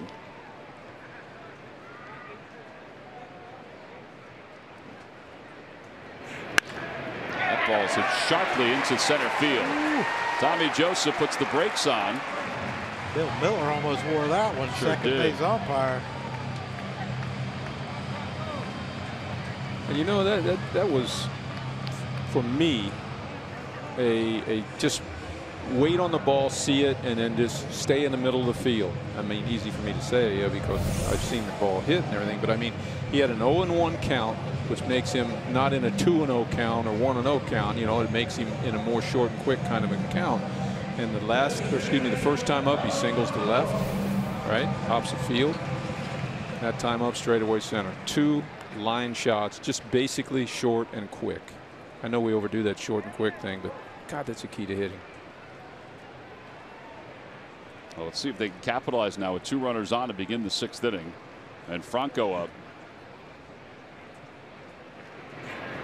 Outside, Franco did single his last time to end it 0 for 11.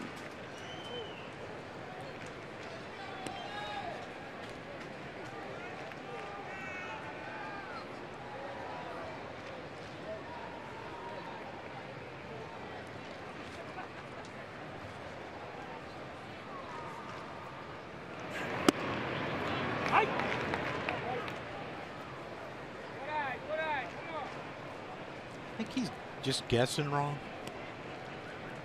That wasn't a bad pitch to let it rip, was it? I don't know why you'd ever guess for anything but what he just got.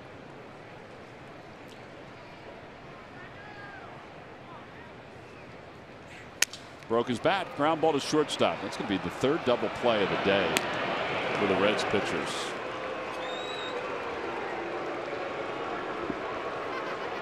The runner at third now with 2 outs.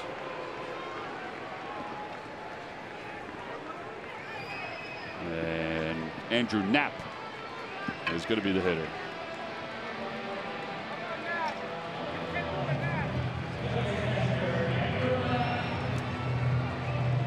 You just have to live with things like that with the free swingers. You know, it's going to happen. As much as you love those 3-run home runs and long balls that turn into home runs, hooked ground balls in the infield with 2 men on, they're going to happen. Live with the big swing, die with the big swing, John. I know I died with the big swing many a times. Yeah, and you know, fans boo. We understand that when you're struggling, but I don't think anyone's working as hard as Franco to try to get out of this thing and be productive and help this team. Well, if McHale's making any changes, it must be very, very subtle, because it's, you know what I mean. It's hard to see him. You know, I'm not saying he is, but, and like you say, I'm sure he's working, going through his routine every day. He thinks every day is going to be a new day for him. Grind out his at-bats, but at some point, I think Michael's going to have to start thinking of maybe a little something different.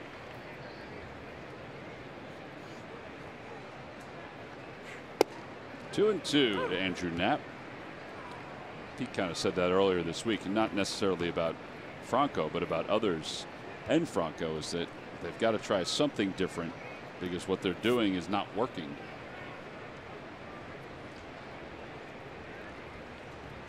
Nine hits today for the Phillies, but they trail at 7-4. Check swing by Knapp. He went around, says the home plate umpire. Knapp says that he should have asked for help, so they leave Joseph over at third. No runs, 1 hit, and 1 man left. I hope you're dapping at the end of the game.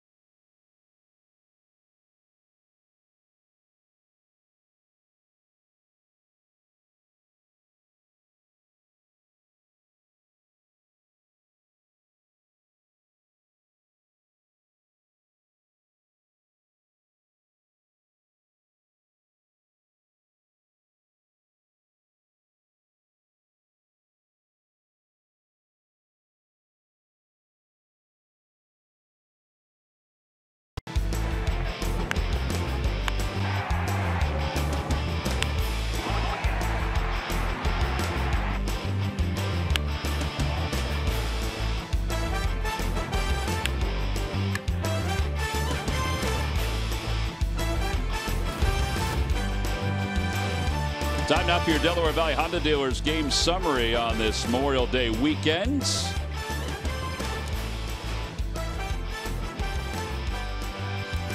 turned out to be a rather comfortable day here at Citizens Bank Park. And Peraza will lead things off against Luis Garcia. And it's taken down low. 1 ball, no strikes.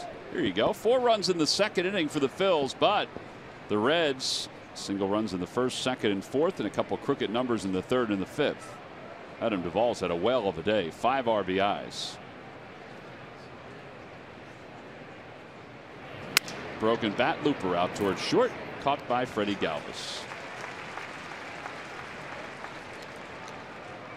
And 1 away. And that'll bring Cozart up.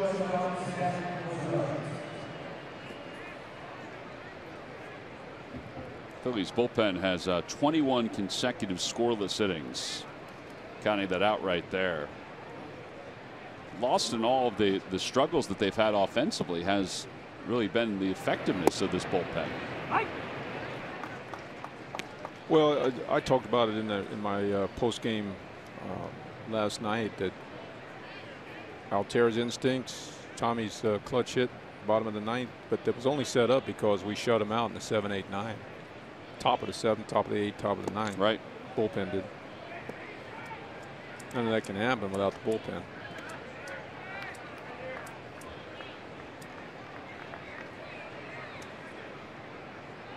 Joey Votto with the ball to the crowd.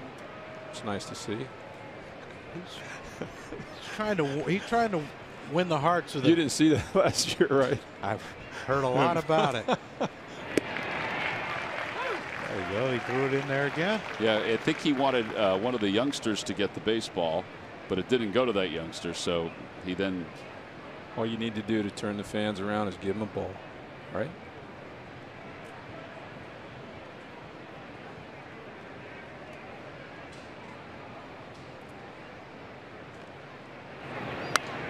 Popped up foul and out of play. Watching some reruns of the LPGA event, and Suzanne Pedersen, par 5, snap hooked a 3-wood and hit a little girl in the head. Girl was okay, but she after that was 18th hole, I think. After she finished the hole, she signed her gloves, signed the ball, gave her a hat, her visor, and pretty neat. And the little girl was fine. Pretty nice of her to do that. Good pitch. Cozart strikes out.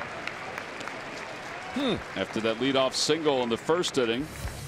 He has gone down the last 3 times. Tomorrow, join CSN for a special hour-long Phillies pregame live. If you're headed to a family barbecue, no problem. Live stream the pregame with the NBC Sports app and csnphilly.com. Mike will be a guest on that pregame tomorrow with Murph. Here's Joey Votto. Yes, we did the interview today, and I think they're going to play it tomorrow. Murph didn't mess it up, did he? We actually, it was our third take when we finished it, but both times it was technical. Is that what TD. Murph's calling it? Technical difficulties. That's what Murph's calling it these days, huh? I haven't got on him in a while. I've been very nice to him. Crowder right side. Cesar to his left. It was technical. There you go, Murph. I knew you you. needed to chime in. See, I was protecting you there, brother. Thank you, Mike. Time to stretch here in Philadelphia. We go to the bottom of the 7th. The Reds lead the Phillies.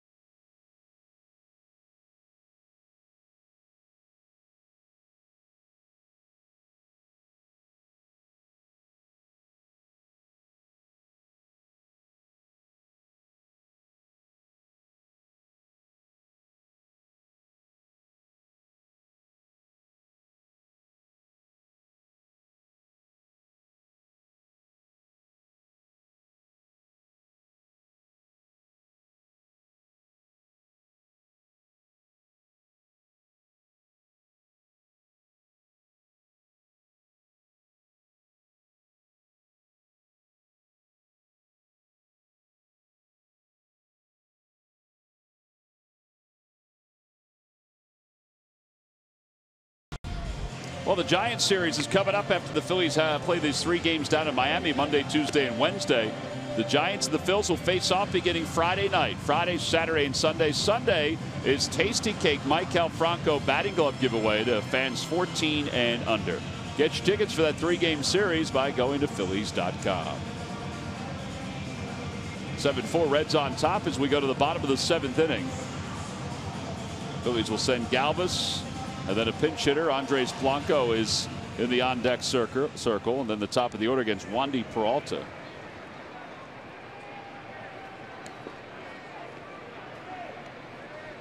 Peralta 2-0 with an ERA of 2.61.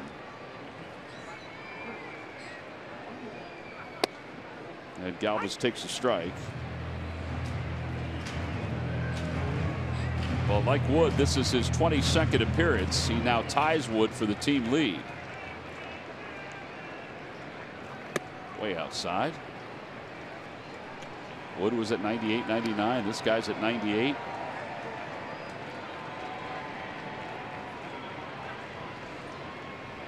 Yeah, a couple years ago, they got rid of Aroldis Chapman.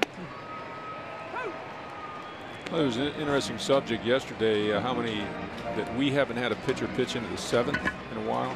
Have not. It's 47 appearances now. That's an interesting stat. How many teams 48 counting today have had pitchers, starters go into the 7th inning. Like you could say 15 or 20. That would mean you have a great starting staff, right? Like Washington, for example, who probably pitched into the 7th. A couple of those guys a lot. Generally, most teams are 5-inning starters, and then it's up to the bullpen, starting in the 6th. Out toward left field, and now it's the center fielder Schebler who makes the call on the catch. One away. You wonder why teams are so concerned about bullpen arms. Well, that's just it. If you think about the Phillies bullpen, it makes sense that it's been 48 games since somebody's gotten 7, because we just keep seeing the same guys over and over. I mean, every day.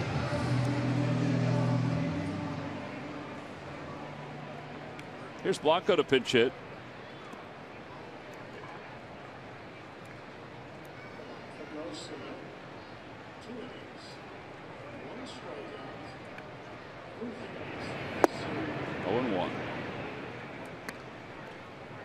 Stinks, doesn't it? You sit there the whole game, guys throwing 98. First pitch, 86-mile-an-hour changeup. You're ready for 98.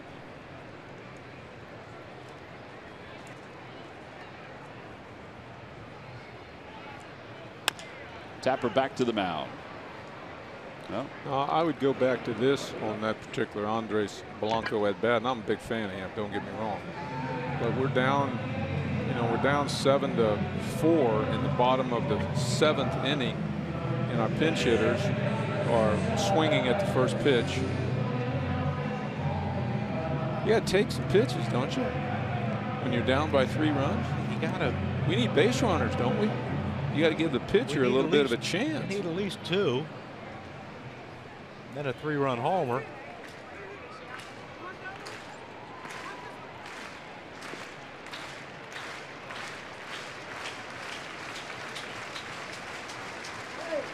Here's Cesar. I mean, we talk all the time about taking good pitches to hit, but there is a time and a place where you need to take,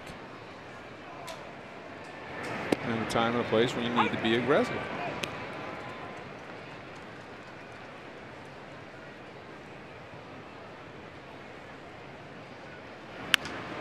Over to third, big hop for Suarez. This turns out to be an easy inning for Peralta. 5-3 on the putout. It's a 9-pitch 7th inning. We'll head to the 8th. The Phillies still down by 3. It's 7-4 Cincinnati.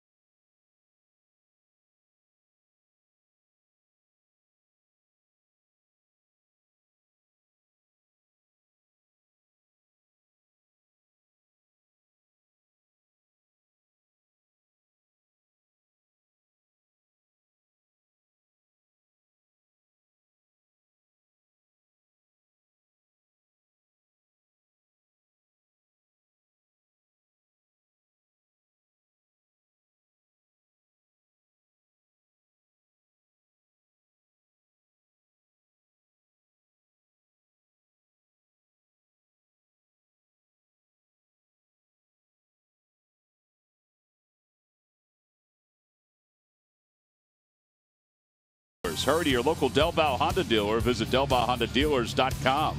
And by McDonald's. Now at McDonald's, an ice cold delicious soft drink is only $1. I'm loving it. 7-4, top of the 8th inning. The Phils trail the Reds by 3. Time now for our Toyota turning point. It's really been Adam Duvall in today's game. 2 big home runs, 5 RBIs. Just trying to put that one last nail in the. That young man's got the. He got the plate covered. He hit the low one out, the high one out. Can't get a high five or anything though. He's coming up empty on those high he's fives. missed today. It's kind of a funny shtick. Well, he's up now. He's 3 for 3. His average up to 276, and he's facing Genmar.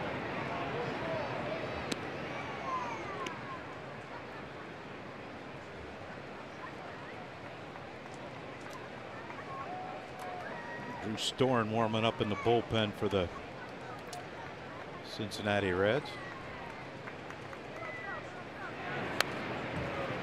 No balls, 2 strikes.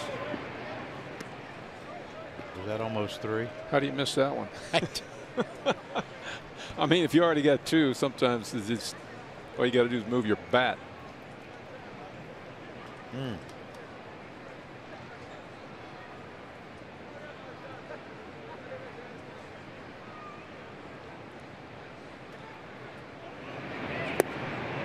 Well, Genmar gets a strikeout.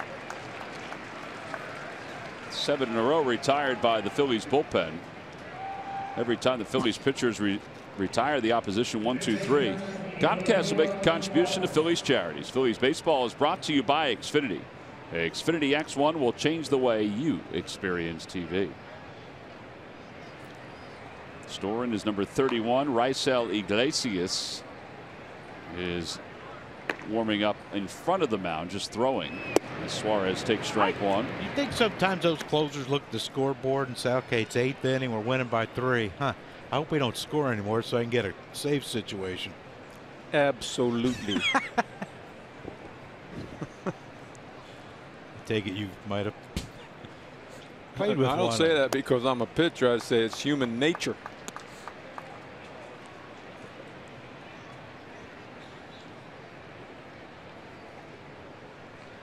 I hear you. They want to get in and perform. Well, I mean, not only human nature, but it makes sense. Like if you're a closer, let's just say you got a $2 million bonus for getting 40 saves. Wouldn't your brain go that way? I would think. You don't end up with 39, right? Ooh. That'd be a tough one to swallow, wouldn't it?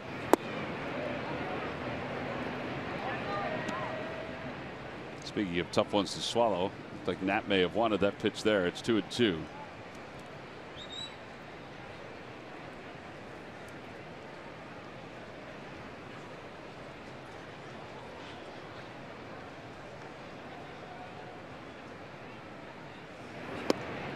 Tied him up, and back-to-back strikeouts for Gomez. 2 outs. Earlier today, the Phillies ran another video tribute to Jim Bunning, and also in the afternoon, Roy Halladay tweeted out, "Saddened to hear about the passing of my friend and hero Jim Bunning. He inspired so many and was respected and loved by those who knew him." And Doc got a chance to meet Jim Bunning on the field after his perfect game against the Florida Marlins. Jim presented him with a trophy of Doc's hand and the baseball casted, and it was a beautiful presentation and a great way to remember that perfect game for Doc. Jim, of course, it was announced yesterday, passed away. There's the drape over his number 14 out in left center field. Foul ball. Tommy Joseph. This was on the field after Doc's perfect game. the print that was done. And there's Jim with Doc and his wife Brandy and his 2 boys, who are gigantic now. Phillies had the jersey hanging in the dugout yesterday, the Jim Bunning jersey. Now they've draped the top of his number and his Wall of Fame plaque.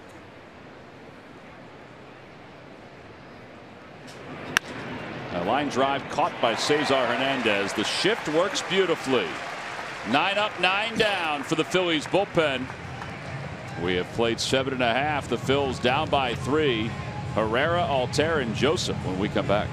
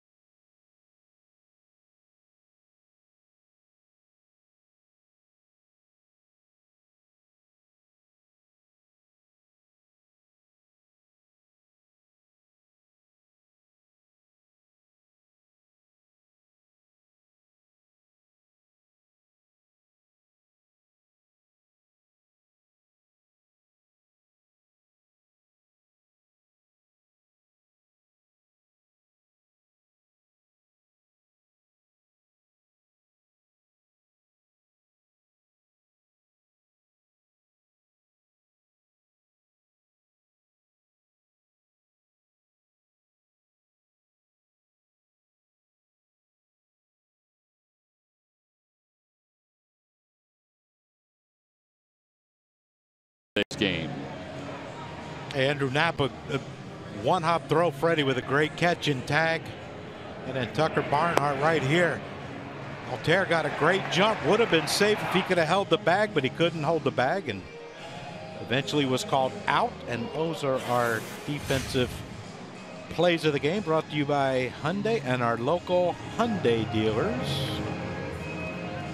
As we go to the bottom of the 8th inning, double switch time for the Reds. They bring in Billy Hamilton to help their defense out in center field.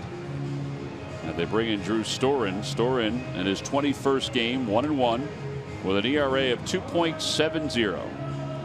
Former big league closer, now is a setup man for Iglesias. And he'll face Odubel Herrera, Aaron Altair, and Tommy Joseph.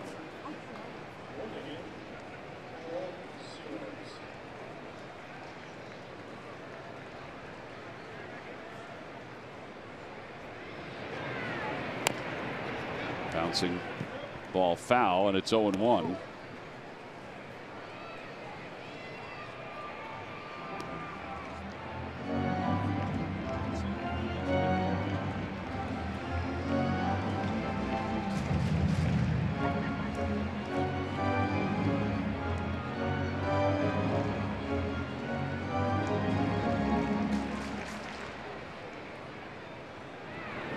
Inside, 1 ball, 1 strike.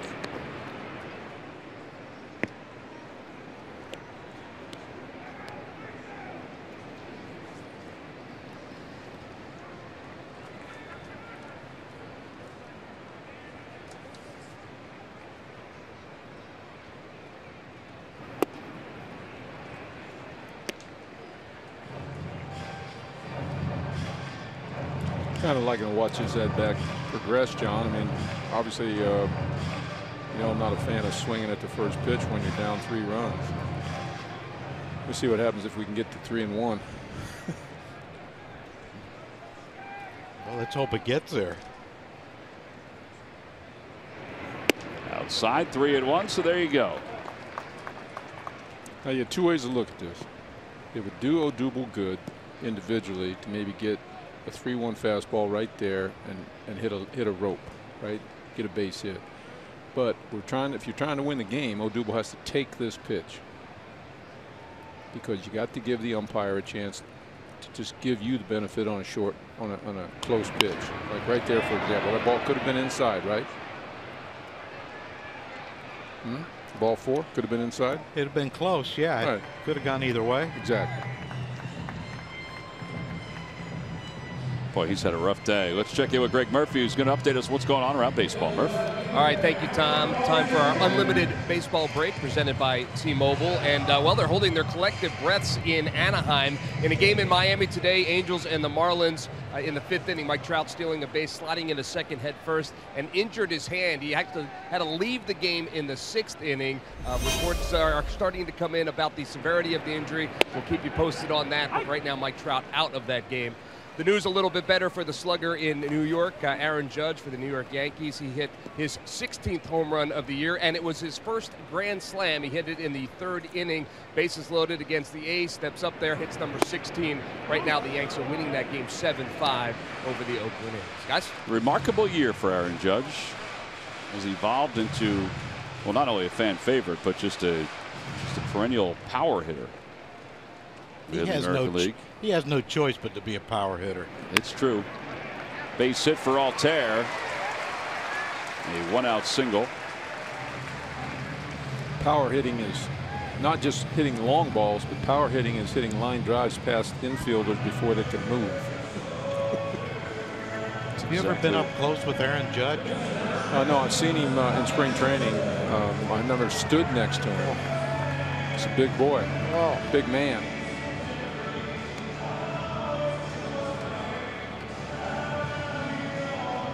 Seems like we talk about him almost every night with our update because of the feats that he's put together this year. So I don't know. I can't think of the guy's name, but don't they have a young catcher that was the big focus? He's been banged. He was banged up earlier this year.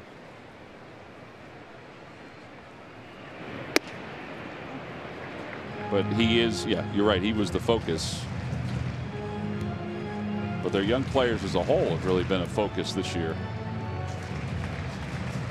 Tommy is 1 for 2. Hit into a double play his 2nd time up. That was in the 3rd. Out towards center field. And there are 2 outs. And now Saunders coming up.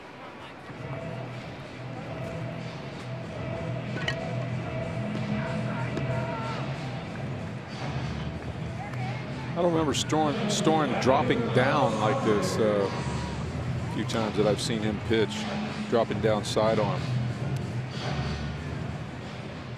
Yeah, I agree with that. I don't remember him doing that either. either. I've seen him do it, but not very often. I mean,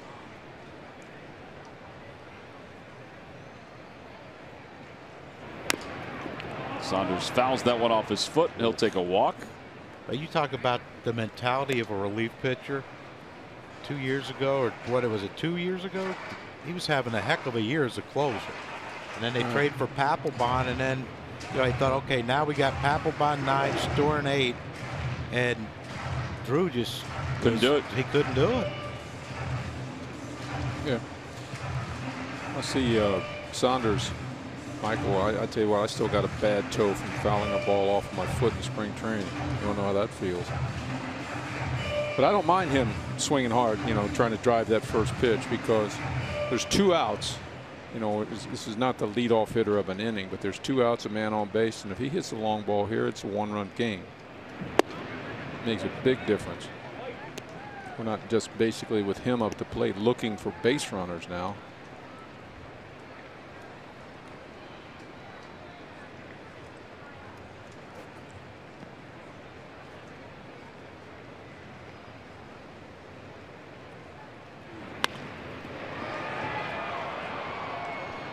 Nice play by that gentleman. It was a heck of a play. Yeah. Walking around home plate going, God, I'm going to be in a ice bag on my foot now all night long. Is that the same guy earlier? No, he's sitting next to the guy, or two seats away from the guy. There's the guy earlier. Some serious action.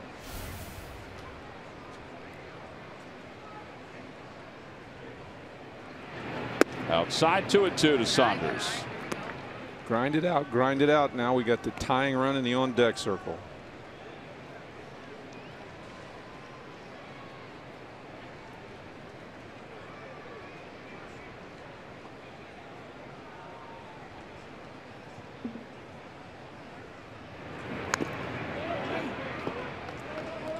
Just a little piece to stay alive.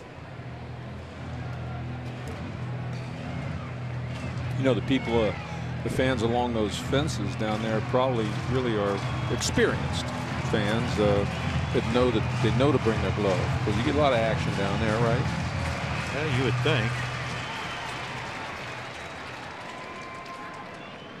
Of course, the way the ball's flying out of here today, the people in left field should have brought a couple gloves too.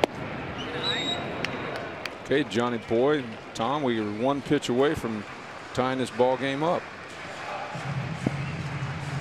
Get a little base runner with Michael Franco.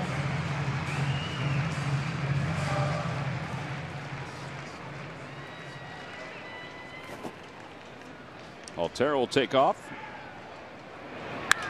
Fly ball left field. And the Phillies will leave one here in the 8th inning. No runs, 1 hit, and 1 man left. All right, so we're done with 8. The final inning between the Phils and the Reds is upon us as we go to the top of the 9th.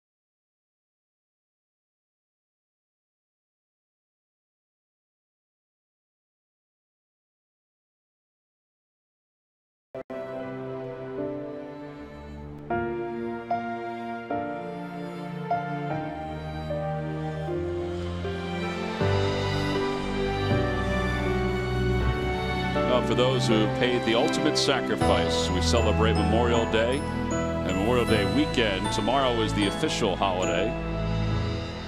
And some of our fans that are here today, some of our game day staff are wearing the caps, recognizing which branch of the service that they were part of. Here's Kivlahan to lead it off in the top of the 9th inning. And it's 1 ball and no strikes. Kivlahan is 1 for 3. He homered back in the 4th inning. He also lined out and flied out.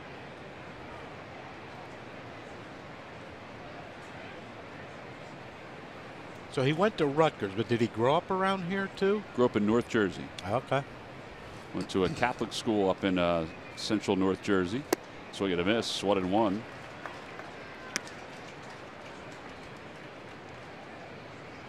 Must have been some kind of athlete, though. He returned kicks and punts when he was at Rutgers.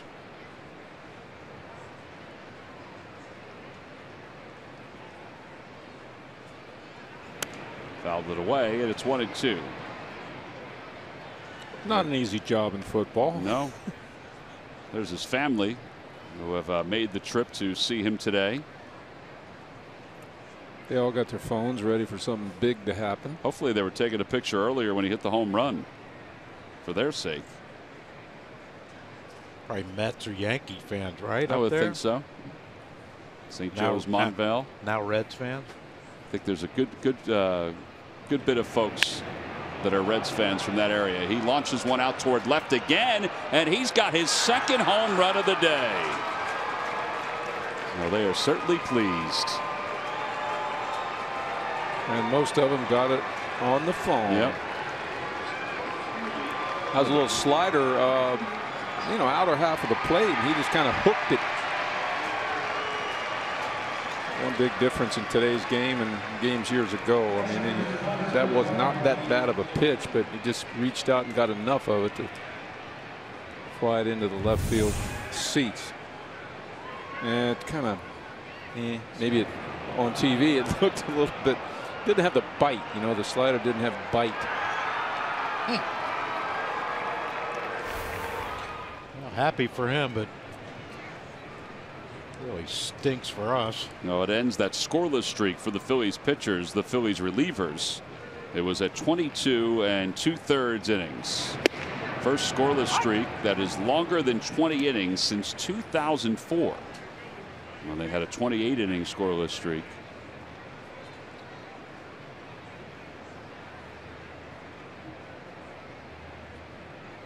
No balls and 1 strike. And Barnhart takes low, 1-1. And that's a big home run. It makes it a 4-run game. I mean, the way things are going, 3-run deficit is not always manageable, but certainly you saw the Phillies had base runners in the last inning where they were getting close to bringing the tying run to the plate. You want to do a little work there on the stylus? No, there's a bug going up it, and I was going to smash the bug, and then I realized you might write something. I'd have ropes. I'd write something on the screen. little blotch. I mean, here's what would have happened if I'd have went after it. It'd just been that all over. We don't need that. Stevenson warming up in the bullpen. This thing's still kicking my rear end. I've tried. Just a toughie. It's tough. I tried a little bit earlier today by myself here. I was all alone. I thought, I'm going to try the stylus. I couldn't figure it out. Swing and a miss. Sarge Matthews could do it. You know who was really good at it? The guy in the dugout. Matt? Yeah, he would just, it was as if it was an extension of himself.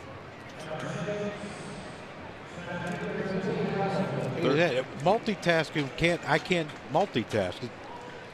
It's like one thought a day, and if I get the second one in there, God bless you then. I wish I was like that. It's a bad day. I wish I could live my life that way. You get different thoughts going on? Oh. Here's Billy Hamilton.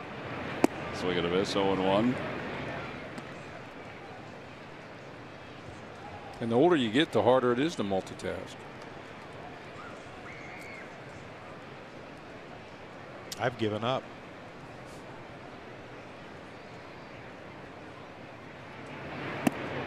Now you could be, you know, going down the stairs. And if you got something going on up here with your hands or something, or you know what I mean, you might lose concentration going down those stairs. I go downstairs backwards, holding on to the rail. Try that, John. It's, I mean, if you go down backwards, it's a lot easier on your knees. I found it a lot easier just to not go up the stairs first.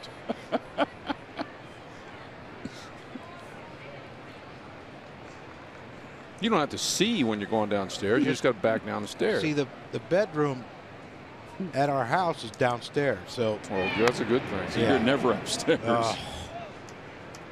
What do you got upstairs? Kids' room, playroom for them. Trying to think. Last time I was up there, let's see. I don't. A couple years ago. I hope you have some cameras up there to see what's going on. 1-2 to Billy Hamilton. Up for the first time today, hitting .253. Back toward the middle, and that'll be a base hit for him.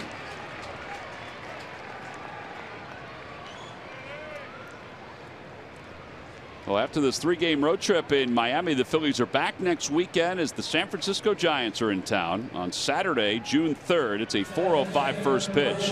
And the Avett Brothers concert will take place after the game. Sunday the 4th is Maikel Franco batting glove. Compliments of Tasty Cake for 14 and under. Go to Phillies.com to purchase your tickets.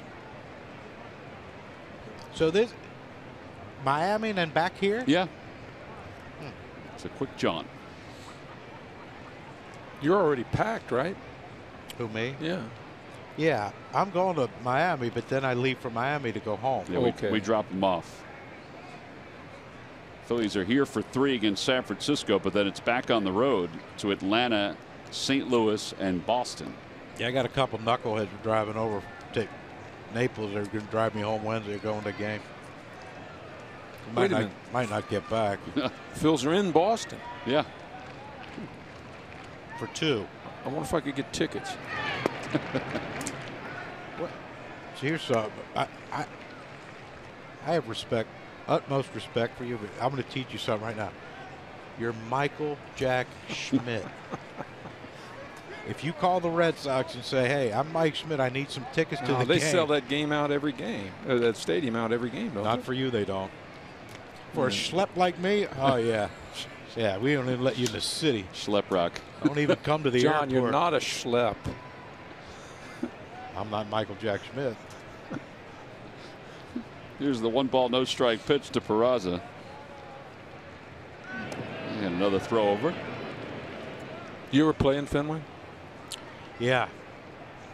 And I thought it would be the perfect place for me, and I was over because I outfought the pitchers. You know, you get smart, you outthink them, and I thought, well, they're going to pitch me in, so I'm going to pull everything, but they didn't. But I still pulled everything. I think I had 12 at bats, and I think 11 of them were grounders to second. You overthought it, huh? I really did put a lot of thought into that series. I was so excited too. I thought, my natural swing is to left field. Yeah, that green monster is just staring at you. Yours is, man. You pound that inside pitch. All you got to do is fight it off that wall. Didn't work. Like I said, one thought. I went in there with that thought. That wall at Fenway's about where that ball girl's sitting out there. Yeah, 309. That's off the wall of Fenway. Yeah. He drops in front of Altair. And now runners on first and second with 1 man down. And Cozart will be coming up. Phillies do have bullpen action, but it's for Joey Votto. It's Joely Rodriguez.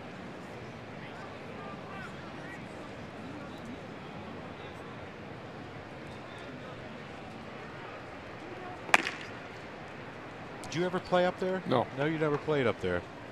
That was one of the things about my last year going to American League. I got to bat in Yankee Stadium. You got to see all those stadiums. I played an all-star game in Yankee Stadium. It was the only time I ever was in that place. I went to the that one year where they had the Ted Williams, where they honored Ted Williams. Oh, yeah, that was the all-star game. That was awesome. Runners on first and second for Cozart. 0-1. That was the Schilling against Pedro all-star game too. And it was deafening when Ted Williams was brought out on the golf cart and Tony Gwynn went and helped him get up and throw the first pitch out. Tony and Ted Williams were very, very good friends. Very close relationship. Ted Williams, of course, being from San Diego. And they both could hit. I'd like to listen to that discussion. I did once. Well, I've talked to. Trust me, I don't think they would ever let me in Ted Williams' presence. But I talked to Tony a lot about it, about what their conversations were, and he said, he goes, honestly, he said, I just listened.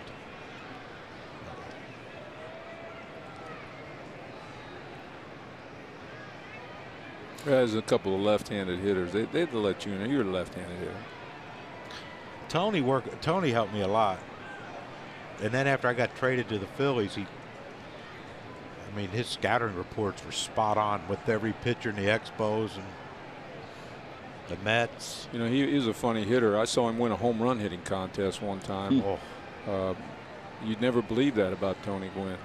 He could pound him out of the ballpark if he wanted to, but he's so disciplined he could shoot that ball up the middle and the left center.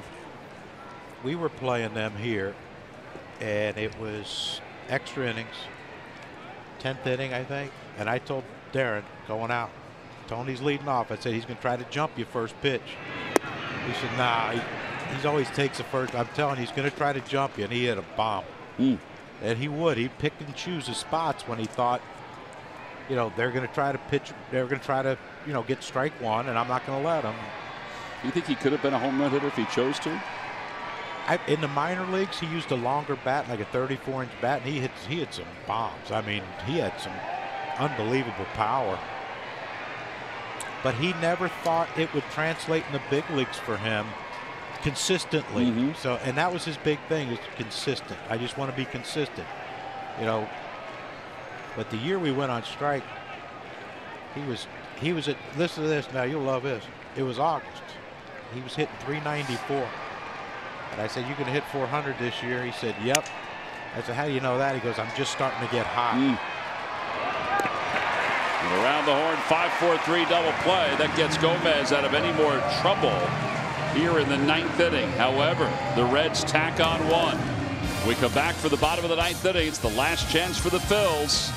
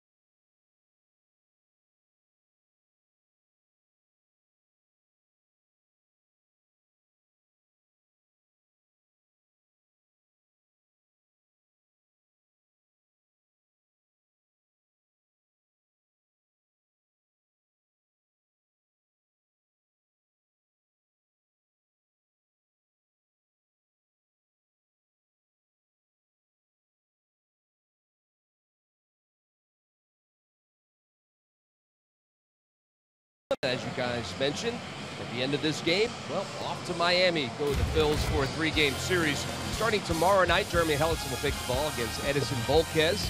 Volquez 0-7 on the season for the Marlins. Vince Velasquez, and still to be determined for Tuesday for the Marlins. And then Aaron Nola will take the ball for a Wednesday afternoon game against Dan Straley in that one. But guys, as you know, this one is not over yet. Well, we hope so, Murph. We hope the bottom of the 9th inning is fruitful for the Phils. They're down by 4, 8-4. But we think it's remarkable that Eflin and Eichhoff don't have a win. How about that Volquez is 0-7 so far this year? Whoa, what is that? Well, this guy's been lights out for the Reds. Iglesias has an ERA of 0.71. And he will come out of the bullpen here in the bottom of the 9th inning. The only thing you can hope is he's like some closers where it's a non-safe situation. Right. And he goes through the motions. That I never understood. So what, you're not trying to win because it's not a safe situation for you? Yeah, I don't know why the mind frame of the adrenaline would be different. Well, he's young. It might not be. All right, so here's Franco. Franco is 1 for 3.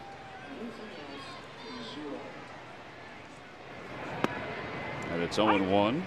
Ooh, he's got a little release there in the danger zone for right-handed hitters, I see. Little crossfire.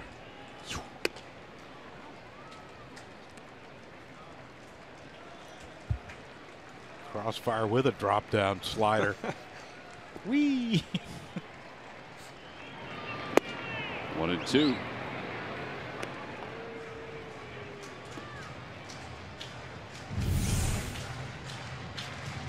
See, that ball comes out right out of that pitcher's hand, right at your left ribs, right when he lets it go.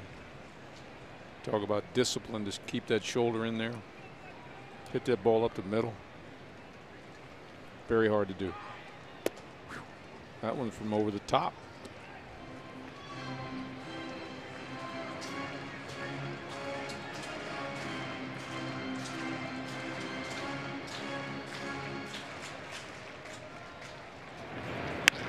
There's a line drive down the left field line for Franco. It is a foul ball. Well, of course it is. You're struggling. Yeah. Why would that stay fair?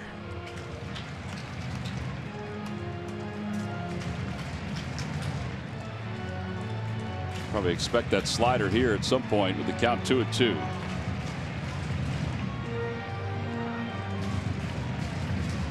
a lot of gold. A lot of gold there.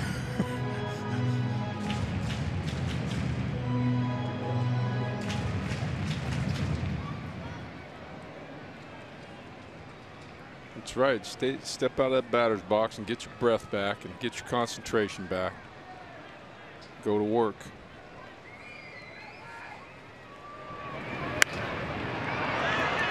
Towering pop up on the left side of the infield. Cozart backpedals into shallow left, one away.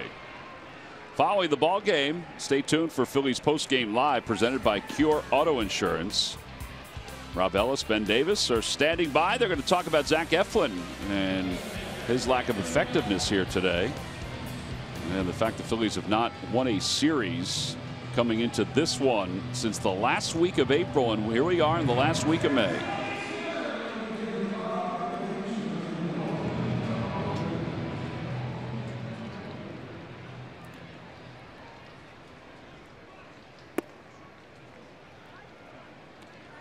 Andrew Knapp has a home run today. That gave the Phils a 4-2 lead back in the second.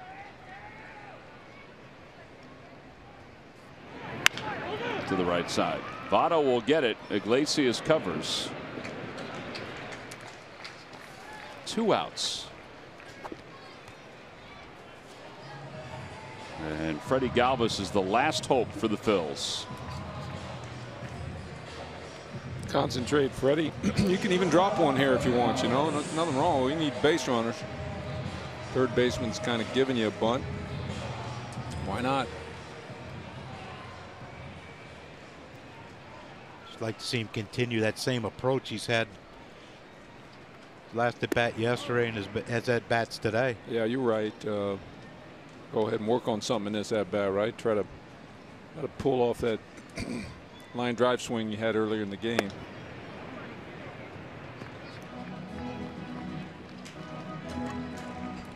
I wouldn't mind Freddie swinging here, even though it's 2-0. We're down 4 runs, 2 outs in the game.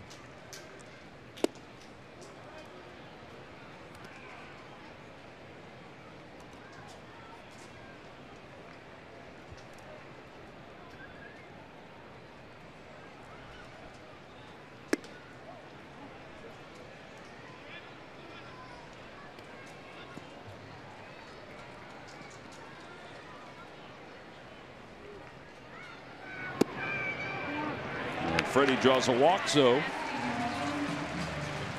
the inning will continue for Brock Stassi.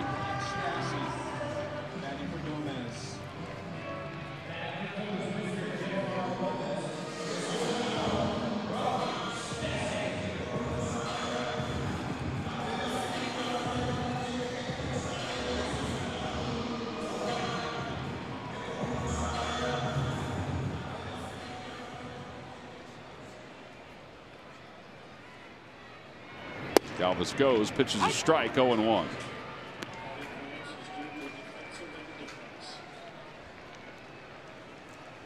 Defensive indifference, T-Mac. No stolen base. 0-2. Or sometime they want to have a play for that, you know, like let him lead off real far and then have the guy sprint to the bag and throw him out second. Hey, up 4. Start sneaking in behind guys when you're up 4 in the 9th.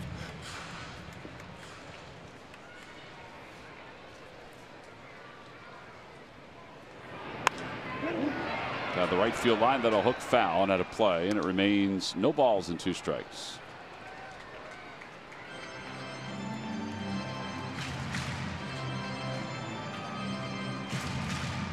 That little guy is happy.